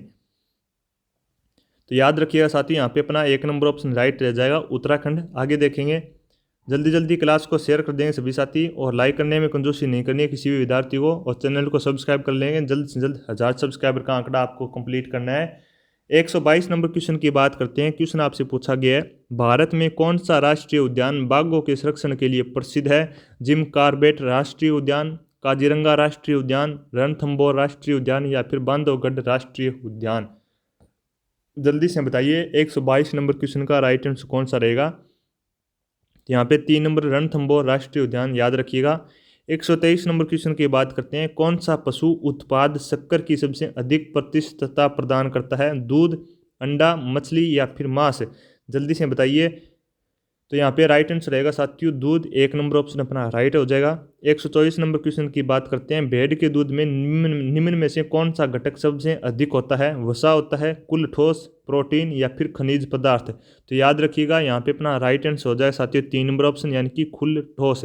125 नंबर क्वेश्चन की बात करते हैं, निम्न में से गाय की किस नस्ल में रोग प्रतिरोधक क्षमता अधिक होती है? रेड सिंधी में, साहिवाल में, नीली रावी में या फिर ए व बी दोनों में? जल्दी से बताइए 125 में से कौन सा ऑप्शन यहाँ पे राइट रहेगा? तो यहाँ पे अपना 4 नंबर ऑप्शन राइट रहेगा, ए व बी दोनों। आगे बढ़ते हैं, 126 नंबर क्वेश्चन की बात करते हैं, मांस उत्पादन के लिए पाली जाने वाली मुर्गियों को किस नाम से जाना जाता है? ब्रायलर के नाम से, लेयर के नाम से, केपोन के नाम से या फिर ब्रोकर के नाम से? मांस उत्पादन के लिए पाली जाने वाली मुर्गियों को किस नाम से जाना जाता है? तो याद रखिएगा साथियों यहाँ पे अपना राइट आंसर रहेगा साथियों ब्रायलर, याद रखिएगा। 127 नंबर क्वेश्चन की बात करते हैं, किस संस्थान द्वारा पशुओं की नस्लों का पंजीकरण किया जाता है? NDRI के द्वारा या फिर IVRI के द्वारा, NDDB के द्वारा या फिर NBAGR के द्वारा? तो यहाँ पे अपना राइट आंसर रह जाएगा साथियों 127 का 3 नंबर ऑप्शन, नोट कीजिएगा। 128 नंबर क्वेश्चन की बात करते हैं, दलदली भैंस व जलीय भैंस में किस प्रकार का अंतर है? शरीर की बनावट के आधार पर, गुणसूत्रों की संख्या के आधार पर, सींगों के आधार पर या फिर खुरों के आधार पर? तो याद रखिएगा यहाँ पे अपना राइट आंसर हो जाएगा साथियों गुणसूत्रों की संख्या के आधार पर। 129 नंबर क्वेश्चन की बात करते हैं, वयस्क गौवंश मादा पशु में आवास हेतु फरस का माप प्रति पशु होता है? 1 वर्ग मीटर, 1.5 वर्ग मीटर, 1/2 वर्ग मीटर, 1/2 वर्ग मीटर या फिर 5 वर्ग मीटर? वयस्क गौवंश मादा पशु में आवास हेतु फर्श का माप प्रति पशु होता है। जल्दी से राइट आंसर बताइए। तो यहाँ पे अपना 3 नंबर ऑप्शन राइट हो जाएगा। 130 नंबर क्वेश्चन की बात करते हैं, खुली आवास प्रणाली में एक गाभिन गाय को कितने वर्ग फुट ढका हुआ क्षेत्र की आवश्यकता होती है? 120 से 140 वर्ग फुट या फिर बी नंबर ऑप्शन 100 से 120 वर्ग फुट, 3 नंबर ऑप्शन 180 से 200 वर्ग फुट या फिर 60 से 70 वर्ग फुट? जल्दी से राइट आंसर बताइए। तो देखिए अगर बात करें साथियों यहाँ पे राइट आंसर की, तो अपना जो 2 नंबर ऑप्शन है यहाँ पे राइट हो जाएगा, 100 से 120 वर्ग फुट 130 का राइट आंसर रहेगा। चलिए जल्दी जल्दी से क्वेश्चनों को हल करेंगे। डायरेक्ट आंसर बता रहा हूँ साथियों, क्योंकि अपने व्याख्या के लिए इतना क्वेश्चन अपने पास समय नहीं है। व्याख्या के लिए साथियों अपने राजस्थान जीके की क्लासें लग रही है, उन क्लासों को देखिए। यहाँ पे आपको साथियों 150 क्वेश्चन कवर करवाने होते हैं। अगर 150 क्वेश्चनों को अपन लोग व्याख्या सहित पढ़ेंगे तो क्लास का जो समय साथी अपने ज़्यादा खिंच जाएगा, यानी कि कम से कम व्याख्या सहित पढ़ें प्रत्येक क्वेश्चन को तो लगभग 2 से 3 घंटे की क्लास रह जाएगी। तो इतना कोई साथियों महत्व नहीं बनता है इतना समय देने के लिए मॉडल पेपर को। मॉडल पेपर में ज़्यादा से ज़्यादा क्वेश्चनों को कवर करेंगे। और मैं आपको बता दूं एक मॉडल पेपर में 10 क्वेश्चन होते हैं और ऐसे साथियों अपन लोग 10 मॉडल पेपर करने वाले हैं। तो इन सारे के सारे 10 मॉडल पेपरों से जुड़िएगा और आपको निश्चित रूप से अपने एग्जाम में क्वेश्चन देखने को मिलेंगे इन मॉडल पेपरों से। 131 नंबर क्वेश्चन की बात करते हैं। राइजिंग राजस्थान थीम पर राजस्थान इन्वेस्टमेंट समिट का आयोजन कब किया जाता है? तो मैं आपको बता दूं यहाँ पे अपना राइट आंसर रहेगा साथियों 3 नंबर ऑप्शन, यानी कि 9 से 11 दिसंबर 2024 के बीच में साथियों राइजिंग राजस्थान थीम पर राजस्थान इन्वेस्टमेंट समिट का आयोजन किया जाएगा। आगे बढ़ते हैं 132 नंबर क्वेश्चन की बात करते हैं। क्वेश्चन आपसे पूछा गया है महिला एवं बाल विकास मंत्रालय द्वारा प्रत्येक विधानसभा क्षेत्र में कितनी आंगनबाड़ी केंद्र खोले जाएंगे? 7, 10, 5 या फिर 8? जल्दी से बताइए। तो यहाँ पे आपको ध्यान में रखना है साथियों 2 नंबर ऑप्शन अपना राइट हो जाएगा। महिला एवं बाल विकास मंत्रालय द्वारा प्रत्येक विधानसभा क्षेत्र में अपने 5 आंगनबाड़ी क्षेत्र है वो खोले जाएंगे। 133 नंबर क्वेश्चन की बात करते हैं। प्रधानमंत्री ने दैनिक भास्कर समूह द्वारा चलाए जा रहे किस अभियान की सराहना की? एक पेड़ गौ माता के नाम अभियान, बी नंबर ऑप्शन एक पेड़ एक जिंदगी अभियान, एक पेड़ माता के नाम अभियान, एक पेड़ भाई के अभियान। जल्दी से बताइए प्रधानमंत्री ने दैनिक भास्कर समूह द्वारा चलाए जा रहे किस अभियान की सराहना की? तो याद रखिएगा साथियों यहाँ पे अपने एक पेड़ एक जिंदगी अभियान ये राइट रहेगा। बी नंबर ऑप्शन यहाँ पे अपना राइट रहेगा। आगे बढ़ेंगे। क्लास को शेयर करते रहिए। जो भी विद्यार्थी सुपर टीचर की तैयारी कर रहा है उसको एक बार क्लास शेयर कर दीजिए और क्लास को लाइक कर लेंगे। 134 नंबर क्वेश्चन की बात करते हैं। स्कूली बच्चों को नशे से बचाने के लिए शिक्षा विभाग द्वारा सोशल मीडिया पर किस अभियान की शुरुआत की जाएगी? ई साक्ष्य, ई चक्षु, ई प्लेज या फिर ई सुविधा? तो याद रखिएगा यहाँ पे अपना राइट आंसर रह जाएगा साथियों 4 नंबर ऑप्शन ई प्लेज। आगे देखते हैं 135 नंबर क्वेश्चन पूछा गया है। केंद्रीय स्वास्थ्य मंत्रालय ने किस राज्य को अंगदान जागरूकता अभियान के लिए बेस्ट आईसीसी अवार्ड प्रदान किया? हरियाणा को, उत्तर प्रदेश, मध्य प्रदेश या फिर राजस्थान को? तो याद रखिएगा साथियों यहाँ पे अपने राजस्थान को दिया जाता है। 3 नंबर ऑप्शन अपना राइट है। 136 नंबर क्वेश्चन की बात करते हैं। 75वें राज्य स्तरीय वन महोत्सव में किसे अमृता देवी बिश्नोई स्मृति पुरस्कार से सम्मानित किया गया? हिमता राम भाम्बू, विष्णु लांबा, धर्मपाल डोकीवाल, पवन कुमार जैन या फिर हिमता राम भाम्बू? जल्दी से बताइए।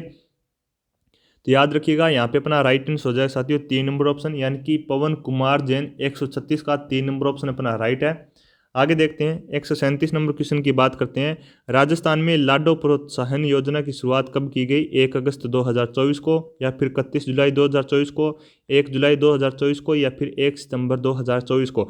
आपको बताना है लाडो प्रोत्साहन योजना की शुरुआत अपने राजस्थान में कब की जाती है? तो याद रखिएगा यहाँ पे अपना राइट आंसर रह जाए साथियों 1 नंबर ऑप्शन, यानी कि 1 अगस्त 2024 को राजस्थान में लाडो प्रोत्साहन योजना की शुरुआत की जाती है। 138 नंबर क्वेश्चन की बात करते हैं। हाल ही में किसके द्वारा गुमशुदा लोगों की तलाश के लिए ऑपरेशन उल्लास अभियान चलाया जाएगा? सीमा सुरक्षा बल, भारतीय सेना, रेलवे पुलिस बल या फिर राजस्थान पुलिस? जल्दी से बताइए। तो यहाँ पे अपना राइट आंसर रहेगा साथियों राजस्थान पुलिस। 139 नंबर क्वेश्चन की बात करते हैं।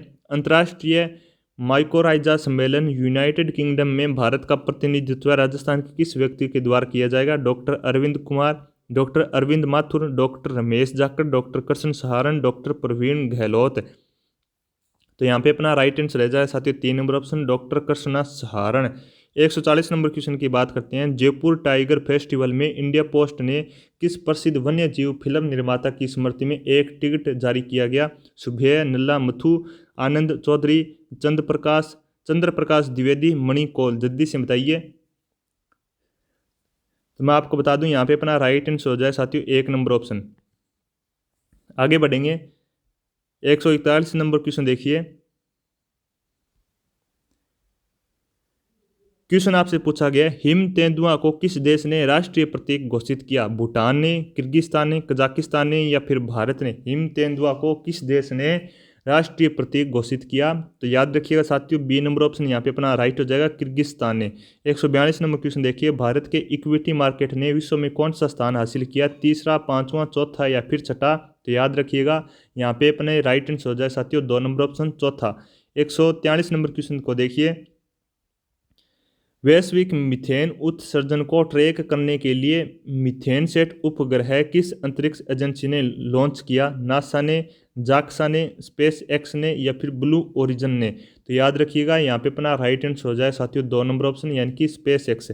आगे देखेंगे 144 नंबर क्वेश्चन को देखिए। क्वेश्चन आपसे पूछा गया है वर्ष 2025 के 9वें एशियाई शीतकालीन खेलों के लिए कौन सा शुभंकर लॉन्च हुआ है? 1 नंबर ऑप्शन उज्ज्वला, बिन नीनी, फेई फेई। अब बताइए यहाँ पे कौन सा ऑप्शन यहाँ पे राइट रहेगा? तो 3 नंबर ऑप्शन यहाँ पे राइट हो जाएगा। आगे बढ़ेंगे, जल्दी से देखिएगा। 145 नंबर क्वेश्चन आपसे पूछा गया है। क्वेश्चन है साथियों 16वें वित्त आयोग का अध्यक्ष किसे नियुक्त किया गया? 16वें वित्त आयोग का अध्यक्ष आपको बताना है अरविंद पनगड़िया, केसी नियोगी, एन.के. सिंह या फिर रजनम पांडे। तो आपको ध्यान में रखना है यहाँ पे अपना राइट आंसर हो जाए साथियों 2 नंबर ऑप्शन। डॉक्टर अरविंद पनगड़िया को 16वें वित्त आयोग का अध्यक्ष नियुक्त किया गया है। 146 नंबर क्वेश्चन देखिए। ट्रांसपेरेंसी इंटरनेशनल के भ्रष्टाचार धारणा सूचकांक 2023 में भारत को कौन सा स्थान मिला? 91वां या फिर 93वां, 92वां या फिर 94वां? जल्दी से राइट आंसर बताइए 146 का कौन सा रहेगा? तो 3 नंबर ऑप्शन यहाँ पे अपना राइट हो जाएगा 93वां। आगे देखिए 147 नंबर क्वेश्चन की बात करते हैं। दिवंगत सुधीर कक्कड़ का संबंध किस क्षेत्र से था? हॉकी से, मनोविज्ञान से, संगीत से या फिर राजनीति से? तो याद रखिएगा यहाँ पे अपना राइट आंसर हो जाए साथियों 3 नंबर ऑप्शन मनोविज्ञान से। मात्र साथियों 3 क्वेश्चन अपने और बचे हैं। चर्चा में रही 4 स्टार्स ऑफ डेस्टिनी पुस्तक का संबंध किससे है? MM नरवणे से या फिर आरिफ मोहम्मद से या फिर रघुराम राजन से या फिर रामनाथ कोविंद से? तो देखिए यहाँ पे राइट आंसर हो जाएगा साथियों अपने 1 नंबर ऑप्शन यानी कि MM नरवणे। आगे देखिए 149 नंबर क्वेश्चन आपसे पूछा गया है। आठवां धर्म धम्म सम्मेलन 2024 कहाँ आयोजित हुआ? भोपाल में, मुंबई में, अहमदाबाद में या फिर पटना में? तो याद रखिएगा यहाँ पे अपना राइट आंसर हो जाए साथियों 2 नंबर ऑप्शन अहमदाबाद। आगे देखते हैं 150 नंबर क्वेश्चन देखिए। अंटार्कटिका में सबसे तेज सोलो स्कीइंग का स्टड रिकॉर्ड किसने बनाया? समीर शाह ने, गीतिका कौल ने, हरप्रीत चंडी ने या फिर विटा दानी ने? तो याद रखिएगा साथियों यहाँ पे अपना राइट आंसर हो जाए साथियों 4 नंबर ऑप्शन यानी कि हरप्रीत चंडी ने। तो देखिए साथियों अपने एक मॉडल पेपर में 150 के 150 क्वेश्चन यहाँ पे कवर किया है। उम्मीद करता हूँ आपको क्वेश्चन सारे के सारे समझ में आए होंगे और आपको क्लास अच्छी लगी होगी। अगर आपको क्लास पसंद आई है तो एक बार क्लास को लाइक कर दीजिएगा और जो भी विद्यार्थी पशु परिचय की तैयारी कर रहा है उसको एक बार क्लास शेयर कर दीजिए। और अगर आप हमें वाकई में सपोर्ट करना चाहते हैं तो जल्द से जल्द अपने 1000 सब्सक्राइबर के टारगेट को पूरा कीजिएगा। अपने सब्सक्राइब के बटन पर क्लिक करके चैनल को सब्सक्राइब कर लेंगे तो यहाँ पे अपनी क्लास वो कंप्लीट होती है साथियों। मिलते हैं नेक्स्ट क्लास में, तब तक आप इसी प्रकार घर पर बैठे हुए अपनी तैयारी को बेहतर करते रहिए। स्मार्ट क्लासेस एकेडमी के ऑफिशियल यूट्यूब चैनल से जुड़कर धन्यवाद।